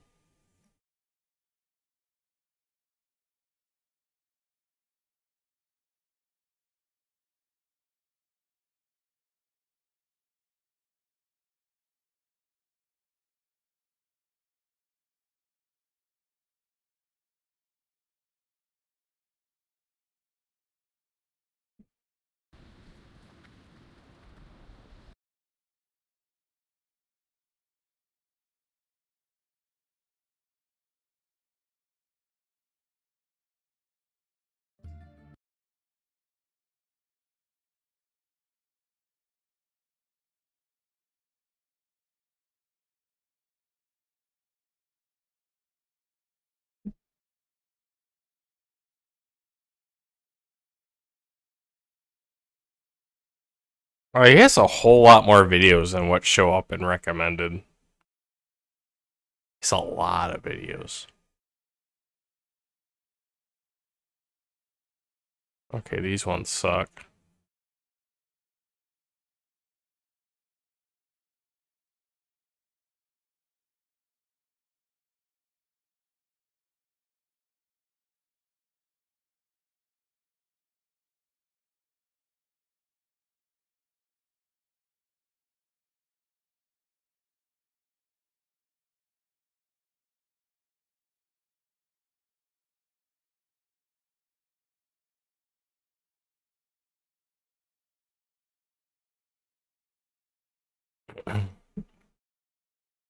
Ten more random WoW facts.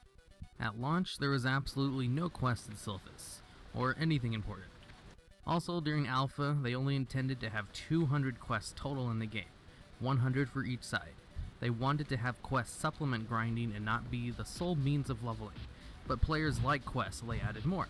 But not enough, as you could not reach level 60 by just doing quests. Once you got around the 50s, you would eventually run out of quests to do and you had to grind. Dark Cleric Salem's Chest was a chest in-game that required the key to Salem's Chest to open. The thing is, the key was never put into the game. The chest was never actually opened before it was removed in Cata. There is an item called the Intricate Treasure Chest Key that says in its flavor text, does not open Dark Cleric Salem's Chest. Fuck's sake. Hinting that Blizz did know That's a that the lot of chest damage if existed you don't and never interrupt it. decided to do anything about it. It's speculated the chest was supposed to be part of the Priest class quest that was abandoned in beta, but I'll rewind this. the sole means of leveling. But players liked quests, so they added more. But not enough, as you could not reach level 60 by just doing quests. Once you got So you around the want 50s, nachos, right? you would eventually run out of quests to do. Hmm? Oh, you want nachos, right? Yep. And you had And you to want me to grind. just melt shredded cheese on Dark it, right? Cleric Salem's Chest was a chest in-game that required the key to Salem's Chest to open. The thing is, the key was never put into the game. The chest was never actually opened. You want the cheese on top of your meat or on top of your chips? Both. I kind of figured you were going to say that. You want to smoke first? I don't really have time now. 3:40, I got 20 minutes to make dinner. You got as much time as I say you do, and you have do this time. every time. Literally every time. Get us to go make dinner. And you're Oh, like, hold on, I gotta walk away before this fucking 44 gnome gets any ideas.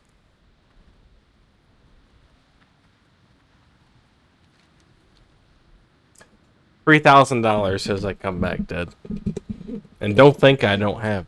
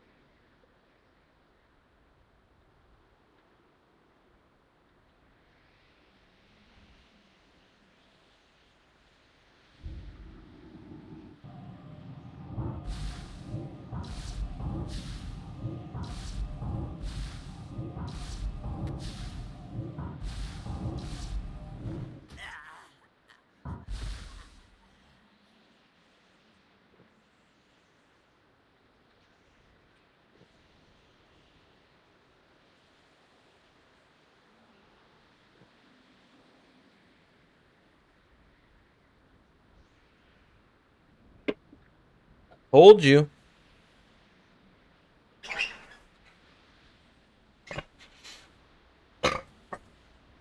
I fucking told you. And I bet it was that gnome, too. Let's see. Oh, shit.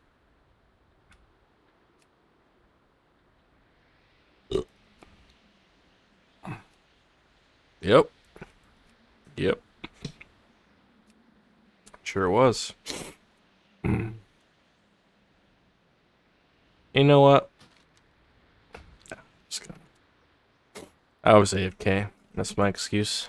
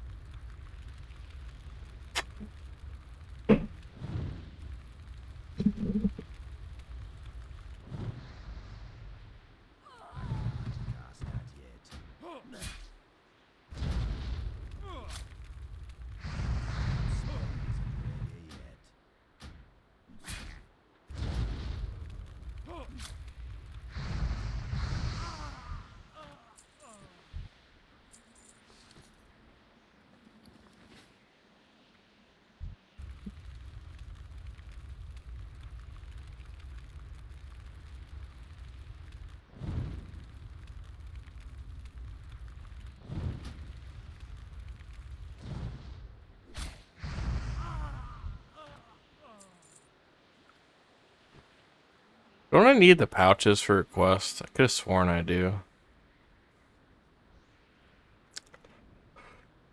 I'm gonna try to take them all on at once.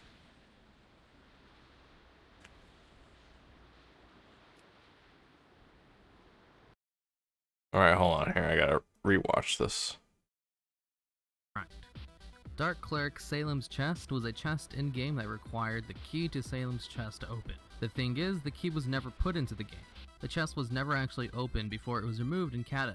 There is an item called the Intricate Treasure Chest Key that says in its flavor text, does not open Dark Cleric Salem's Chest, hinting that Blizz did know that the chest existed and never decided to do anything about it.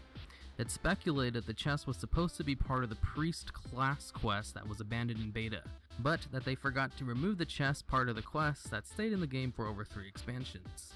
There's a crypt behind. Where is that?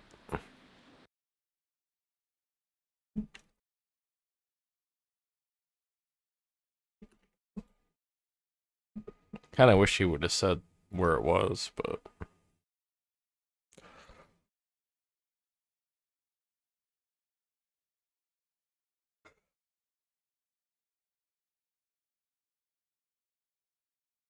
What do you mean the location's up unknown?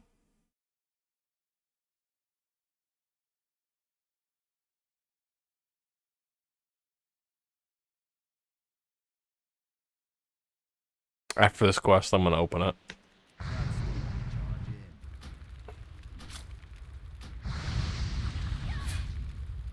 I'll TP.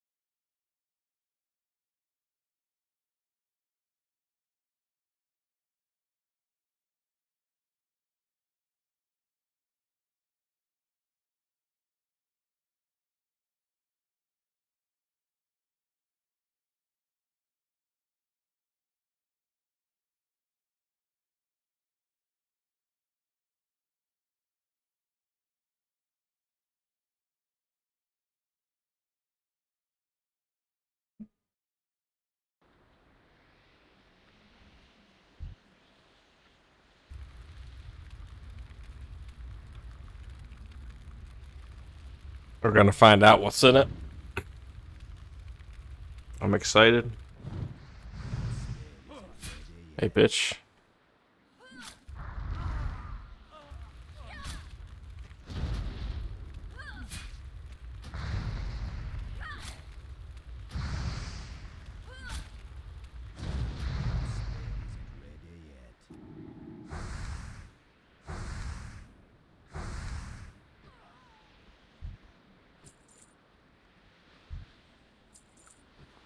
I could have sworn. I'm gonna hold on to these pouches. I'm pretty sure there's a quest for him.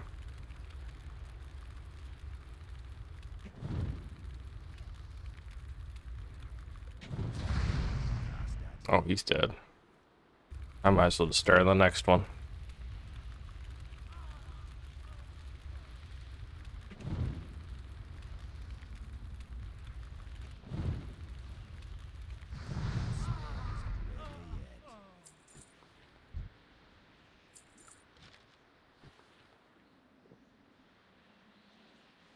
Okay, so now I only need bandits.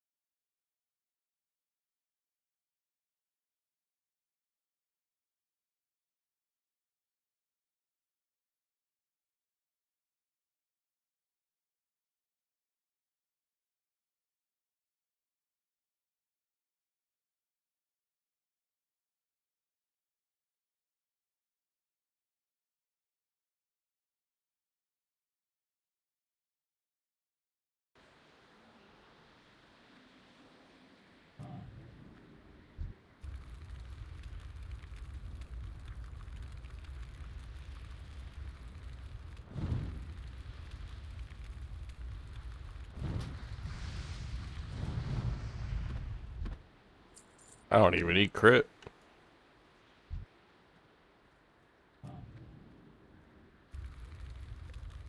I'm gonna use it though.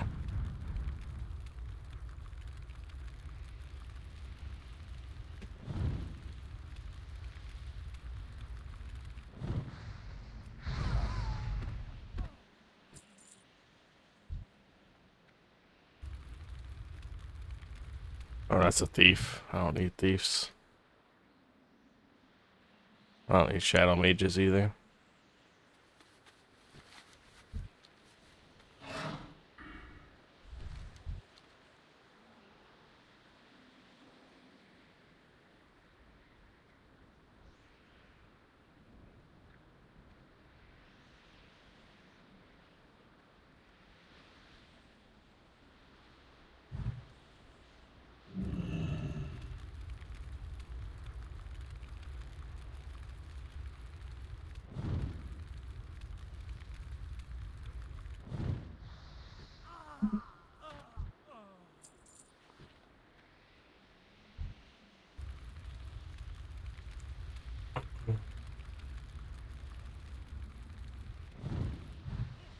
Oops.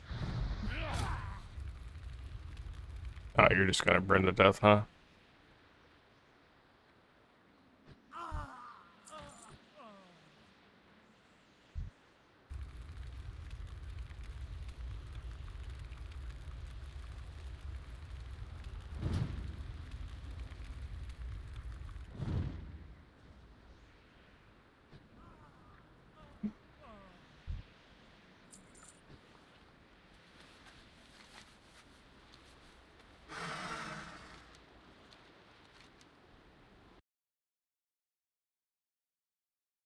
Karazhan, which is currently inaccessible. It used to be you could res on the other side of the gate blocking it off until Blizz put an invisible wall in. Now you can only get to it by exploiting the game.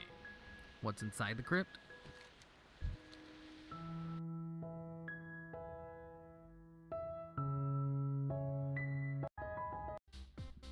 Chris Metzen is the voice actor of Thrall, Rexar, Sourfang Jr., Sourfang Sr., Varian Rin, Alagon, Deathwing, Nefarian, Ragnaros, Bronjom, Vol'jin, Garrosh Hellscreen, Hakar, Sarathion, Yogg-Saron, Melworgan, various orc NPCs, and many, many more. In Old War, there was a player who was accidentally sent a shirt called Martin's Fury after getting his account restored. He then went and used it to get record kill times on a few bosses. Him and everyone in his guild got a permanent ban. There were 3 levels to the rest system in beta: rested, tired, and exhausted. Rested got you 100% experience, tired got you 75%, and exhausted got you 50%. Resting only worked in inns, not just in cities and not in the wild at all. You were actually punished for playing longer. It was designed to keep you from playing one character too long and to encourage rotating characters. After a ton of complaints, they switched it to 100% normal and 150% rested, then finally settled on 100% normal and the 200% rested it is today. Meeting stones originally weren't used for summoning other people. They were used so that you could look for other people who had queued for that instance. Until Wrath, Sylvanas used a modified Night Elf model. In early Wrath beta, they used a Blood Elf model instead. Then they finally gave her the model she uses today. In Beta WoW, Kitty Druids had instead. Then they find Night Elf, other people who had queued for that instance. Until Wrath, Sylvanas used a modified Night Elf model. In early Wrath beta, they used a Blood Elf model instead. Then they finally gave her the model she uses today. In Beta WoW, Kitty Druids had an ability called Play Dead that was an instant threat dump, which was then removed and given to hunters under the name Feign Death. There was a bug in Vanilla WoW where at the end of the 6-minute Feign Death timer, the hunter would actually die. Back then, there were no quick hotfixes, and you had to wait until a patch for any bug to be fixed. Outland.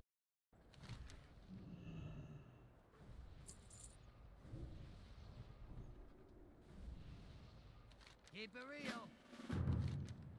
Okay, well, first things first, GM on. Telly. Where is it?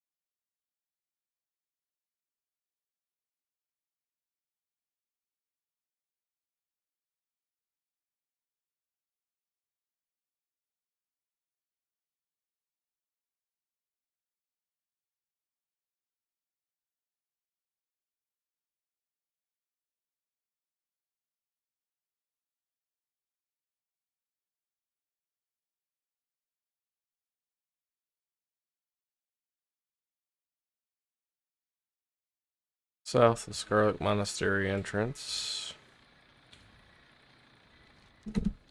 See if I can teleport there.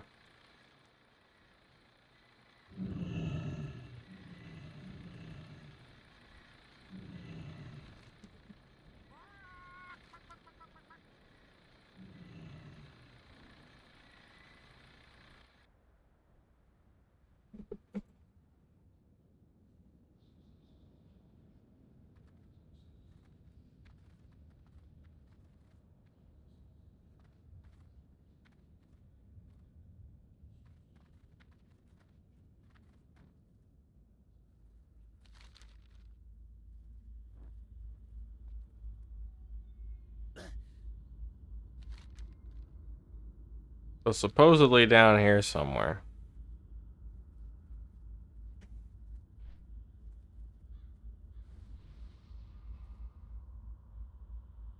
There it is.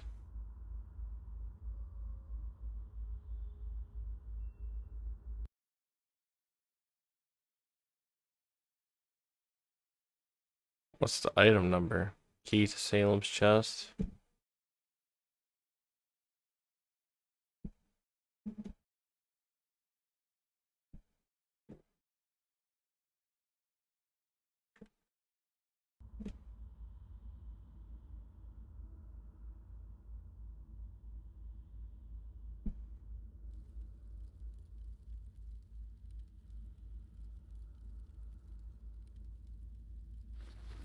Oh, it is empty.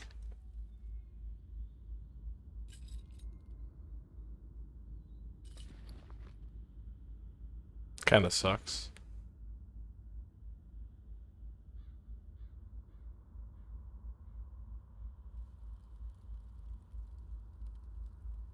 I'd almost want to put something in it, but there's really nothing good to put in there at this level.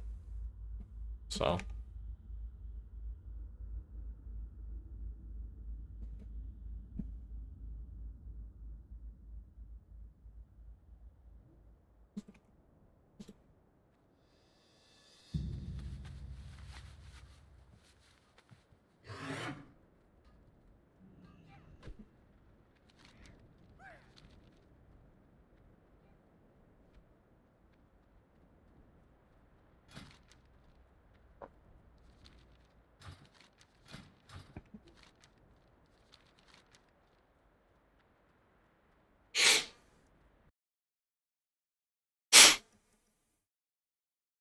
The Emerald Dream, and player housing were all planned and in development in vanilla. The files for Emerald Dream still exist in the game. Hellfire Peninsula was originally supposed to be the 56 to 60 zone, and 2 examples of guild housing models still exist in-game. The house on GM Island, and Ravenhold Manor.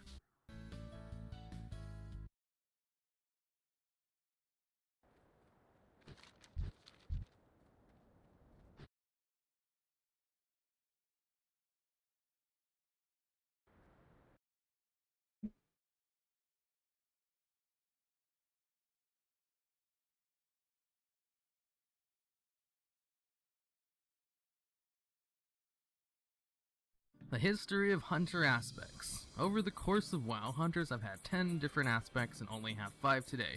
Hawk, Ironhawk, Cheetah, Pack, and with the glyph Beast. In Beta WoW, hunters had 5 aspects as well: Hawk, Cheetah, Pack, and Beast.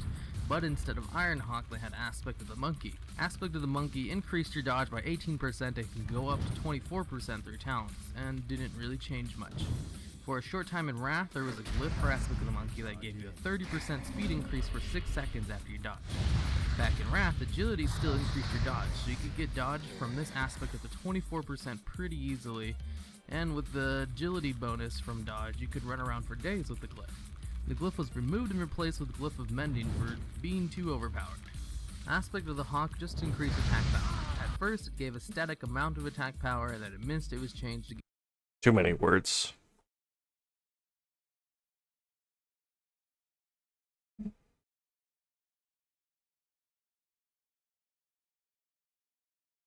"10 old school WoW facts." Discipline was supposed to be the melee tree for priests, similar to how monks work in other games, and because of this, Inner Fire increased attack power along with armor.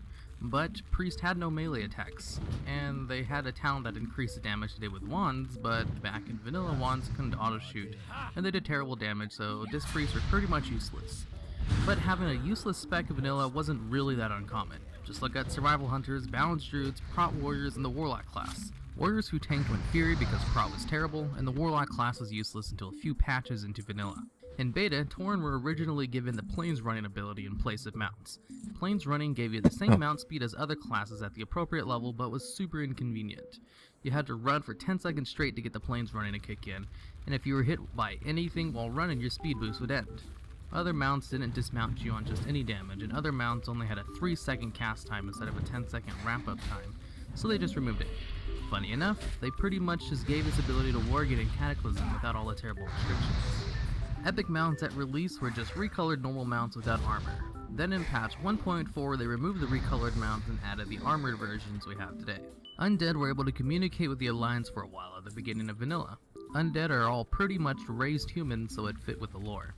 Undead were also classified as undead in beta, so they could be targeted by things like Old School Exorcism, Shackle Undead, Holy Wrath, and Turn Evil. Also, Will of the Forsaken, Undead's racial ability, was a passive buff which made you immune to sleep, polymorph, and fear effects at all times. Spell schools used to have a skill system similar to how the weapon system used to work. Wind Fury weapon procs could proc off each other. And because of this, shamans were a little OP in PvP, seeing as they could randomly one-shot people.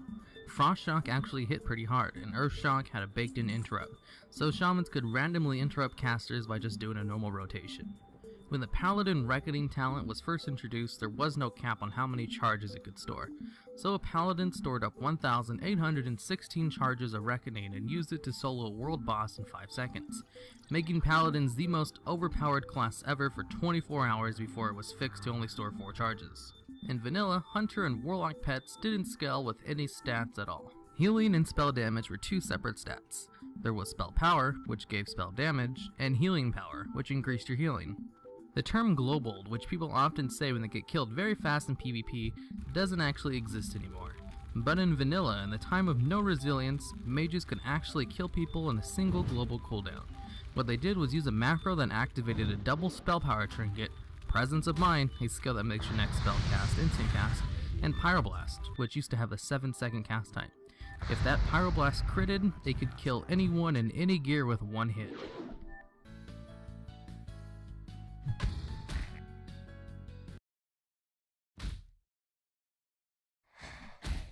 Just kill a damn Voidwalker already. Good grief.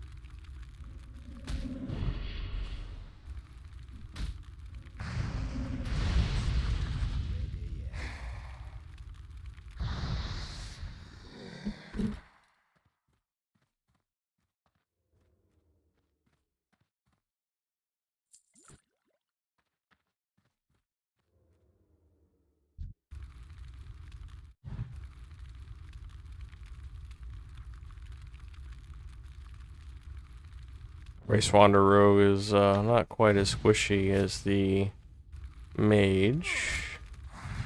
Don't make me use my crit. You're gonna make me use my crit. Fuck you.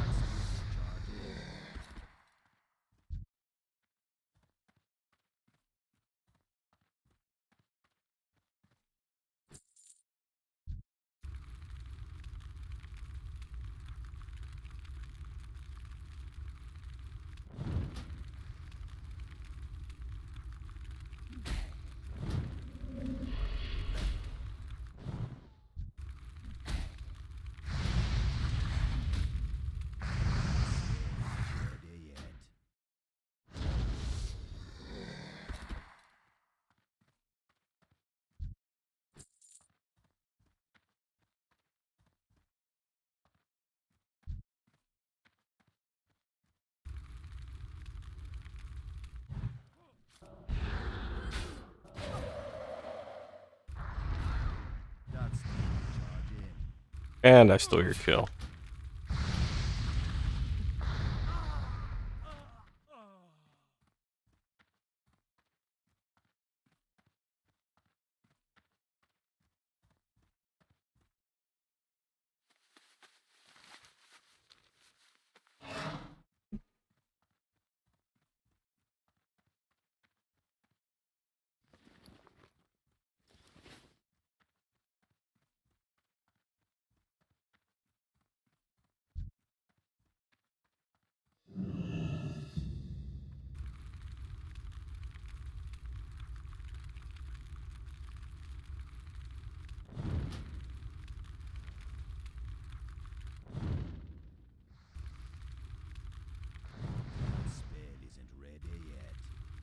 They just keep running right by me. It's funny.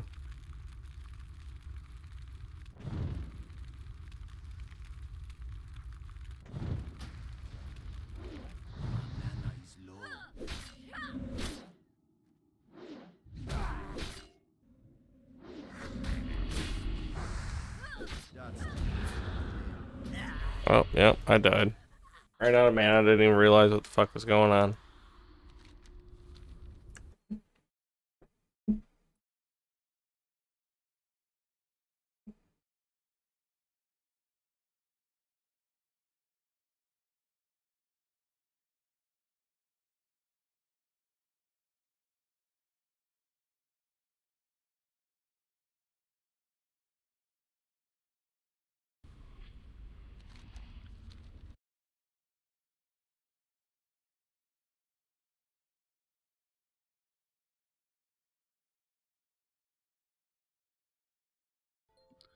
Before Wrath, all priests had racial spells in addition to their baseline racials, but some of them were turned into baseline priest spells and others were removed.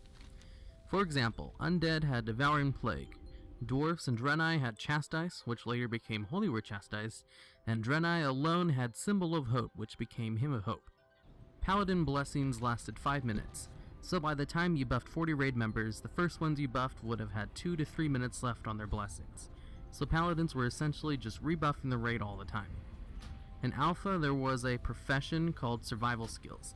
It was used for making campfires, which can now be made with cooking, and torches. Those torches were used for scouting. Back then, the graphic engine was a bit different. Darker areas, such as Duskwood, were really dark, and you couldn't see anything past the Hold on, graphical what? skills. It was Hold on a second. used for making campfires, which can... In Alpha, there was a profession called Survival Skills. It was used for making campfires, which can now be made with cooking, and torches. Those torches were used for scouting. Back then, the graphic engine was a bit different. Darker areas, such as Duskwood, were really dark, and you couldn't see anything past 20 to 30 yards in front of you. Torches were used to increase visibility in those darker areas. Many NPCs in Duskwood still hold torches in their hands. Warlocks were able to summon people off cliffs, and mages were able to CC people underwater and make them drown. Blizzard used to balance raids around classes having restricted roles. Only warriors could tank, priests were by far the best healers, druids were there to innervate the priests, shamans were used mostly as out-of-combat reserves, and paladins were usually busy rebuffing the raid. Druids, paladins, and warlocks had no viable DPS spec at all. A few patches into vanilla, warlocks were made playable though. There were bosses that were completely immune to some schools of magic, and poisons. Mages had to raid Molten Core with Frostback, and rogues lost quite a bit of DPS on poison immune bosses. Some raid additions, such as /raid warning and the ability to mark mobs and threat meters, were originally only available with specific add-ons before Blizzard added them into the game themselves. In beta, shamans and priests were the classes that had combat resurrection spells instead of druids. It was given to druids because shamans were a horde-only class, and removed from priests because they were already the best healers, and it would give druids utility outside of Innervate. Hunters in the Burning Crusade could macro their entire rotation on one button, and could bind it to a mouse scroll. I should also mention that Destruction Warlock rotation in the Burning Crusade consisted of just spamming Shadow Bolt and nothing else. The word min-maxing pretty much didn't exist in vanilla raiding, and most classes didn't have a DPS rotation to speak of. Hunters would use 3 shots and go ooh, then either feign death to drink or auto attack, which they spent most of their time doing anyway. Also, during raid fights, as long as you didn't touch the boss, get hit by an ability, or heal someone in combat, you were considered not in combat. That's why hunters could drink mid-raid, and most raids made a healer stay out of combat the whole fight just to res people who died. Did not know that.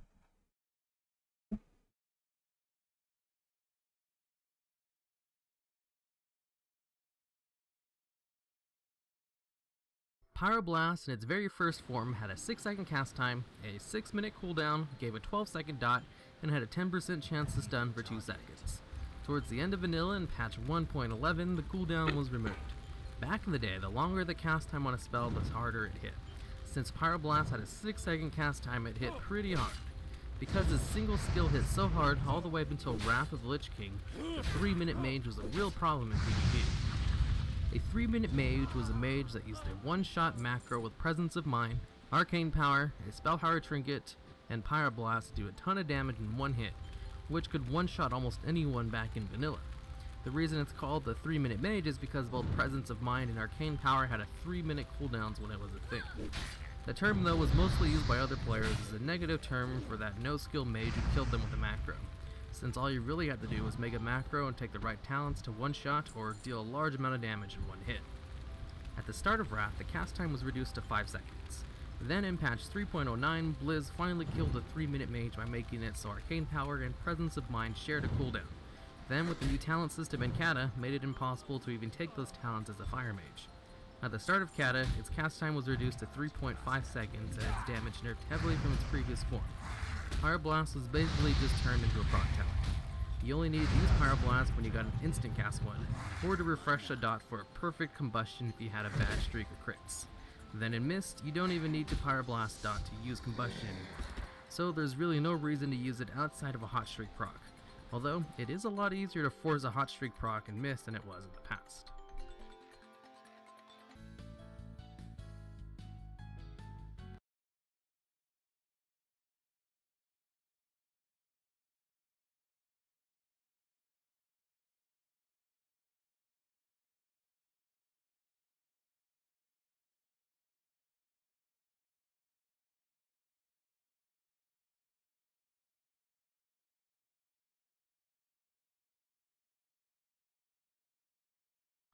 The Goon Squad, a guild famously known for their in-game pranks, have a unique accomplishment to their name. They're the only Horde guild to ever kill Thrall.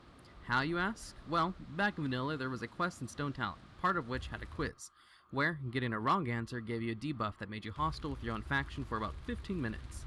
Goon Squad rounded up a bunch of their raiding bests, deliberately debuffed themselves, and set off to Orgrimmar to test it out. Blizzard fixed the quest shortly after the exploit was discovered, knocking the debuff down to 5 minutes and reducing all stats by 50% rather than turning you hostile. During Alpha, they only intended to have 200 quests total in-game, 100 for each side. They wanted to have quest supplement grinding and not be the means of actually leveling.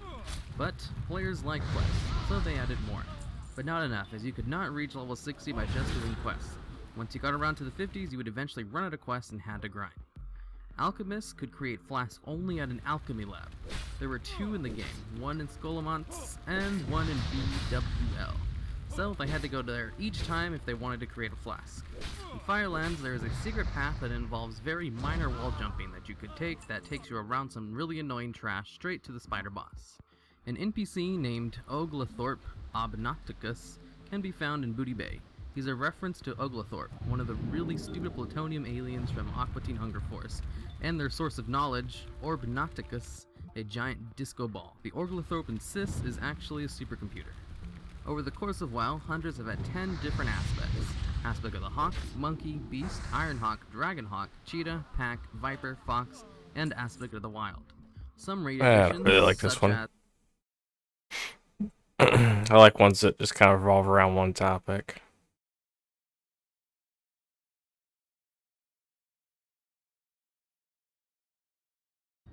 So I've been raiding my priest for a long time, and I've done countless LFRs in the Siege of Orgrimmar as well. Oh.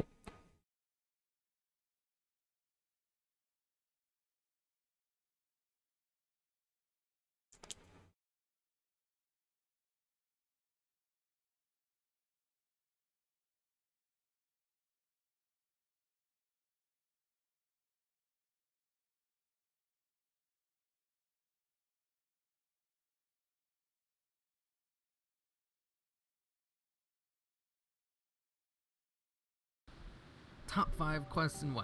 Now with this list, I tried to keep it to single quests and not entire quest chains, because WoW has quite a few really good quest chains. I'll probably make a different video for quest chains in the future, but for now it's just 5 single quests that are great for one reason or another. So to start off this top 5 list, I'll give you the Lady's Necklace quest. Now, a little backstory behind this quest. You see, Sylvanas has 2 other sisters, Illyria, who went through the Dark Portal and never came back, and Verisa, best known for being Ronin's wife. This necklace was given to Sylvanas by her sister Illyria. It had originally been part of a single necklace that Illyria had received from their parents, but had melted it down to 3 just before leaving through the Dark Portal. She kept the emerald, Verussa got the ruby, and Sylvanas got the sapphire. During the War Crimes novel, Verussa meets up with Sylvanas and they show each other the necklaces, and she mentions that an adventurer found it for her, solidifying it as canon. Now on to the quest itself. The quest starts when you loot the necklace off a fallen ranger in the Ghostlands. You see, Sylvanas had the necklace on her when she died, but as her body was thrown into a meat pile, she kind of lost it.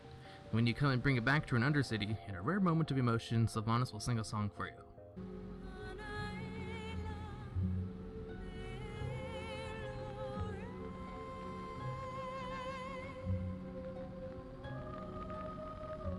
There's zombies and get a cool little pet when you finish it.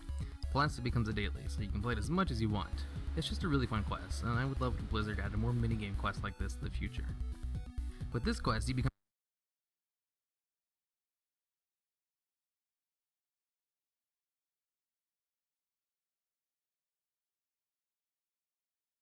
Which WoW expansion was the worst one ever? How to tackle this difficult question, considering most people think they were all bad. Except Vanilla, of course, because Vanilla was the best. Unless you start playing BC, because everyone knows BC was when the game was at its peak. But, through my infinite knowledge and logical deductive skills, I will show you which expansion was indeed the worst.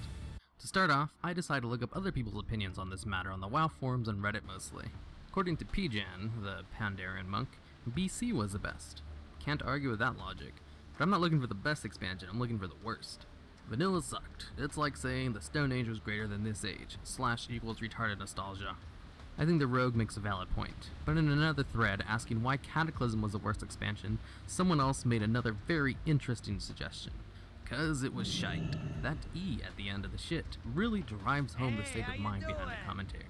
He was so distraught with the state of the game that it affected his mental state to the point that he would misspell such a common and identifiable insult on the internet, where spell check is so rampant. The fact that he saw his mistake, yet just didn't really care, drives home the psychological impact that Kata really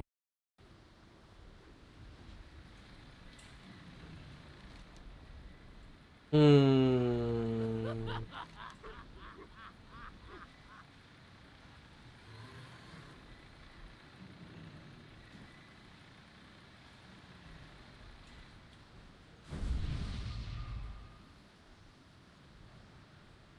it real.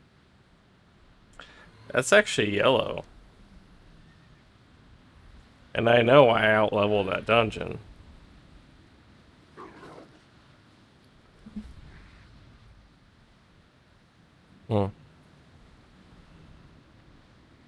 I'm gonna save this for another time. I'm gonna go ahead and get off.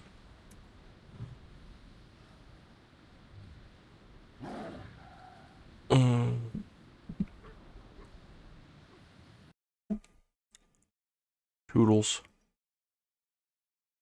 Or, yeah.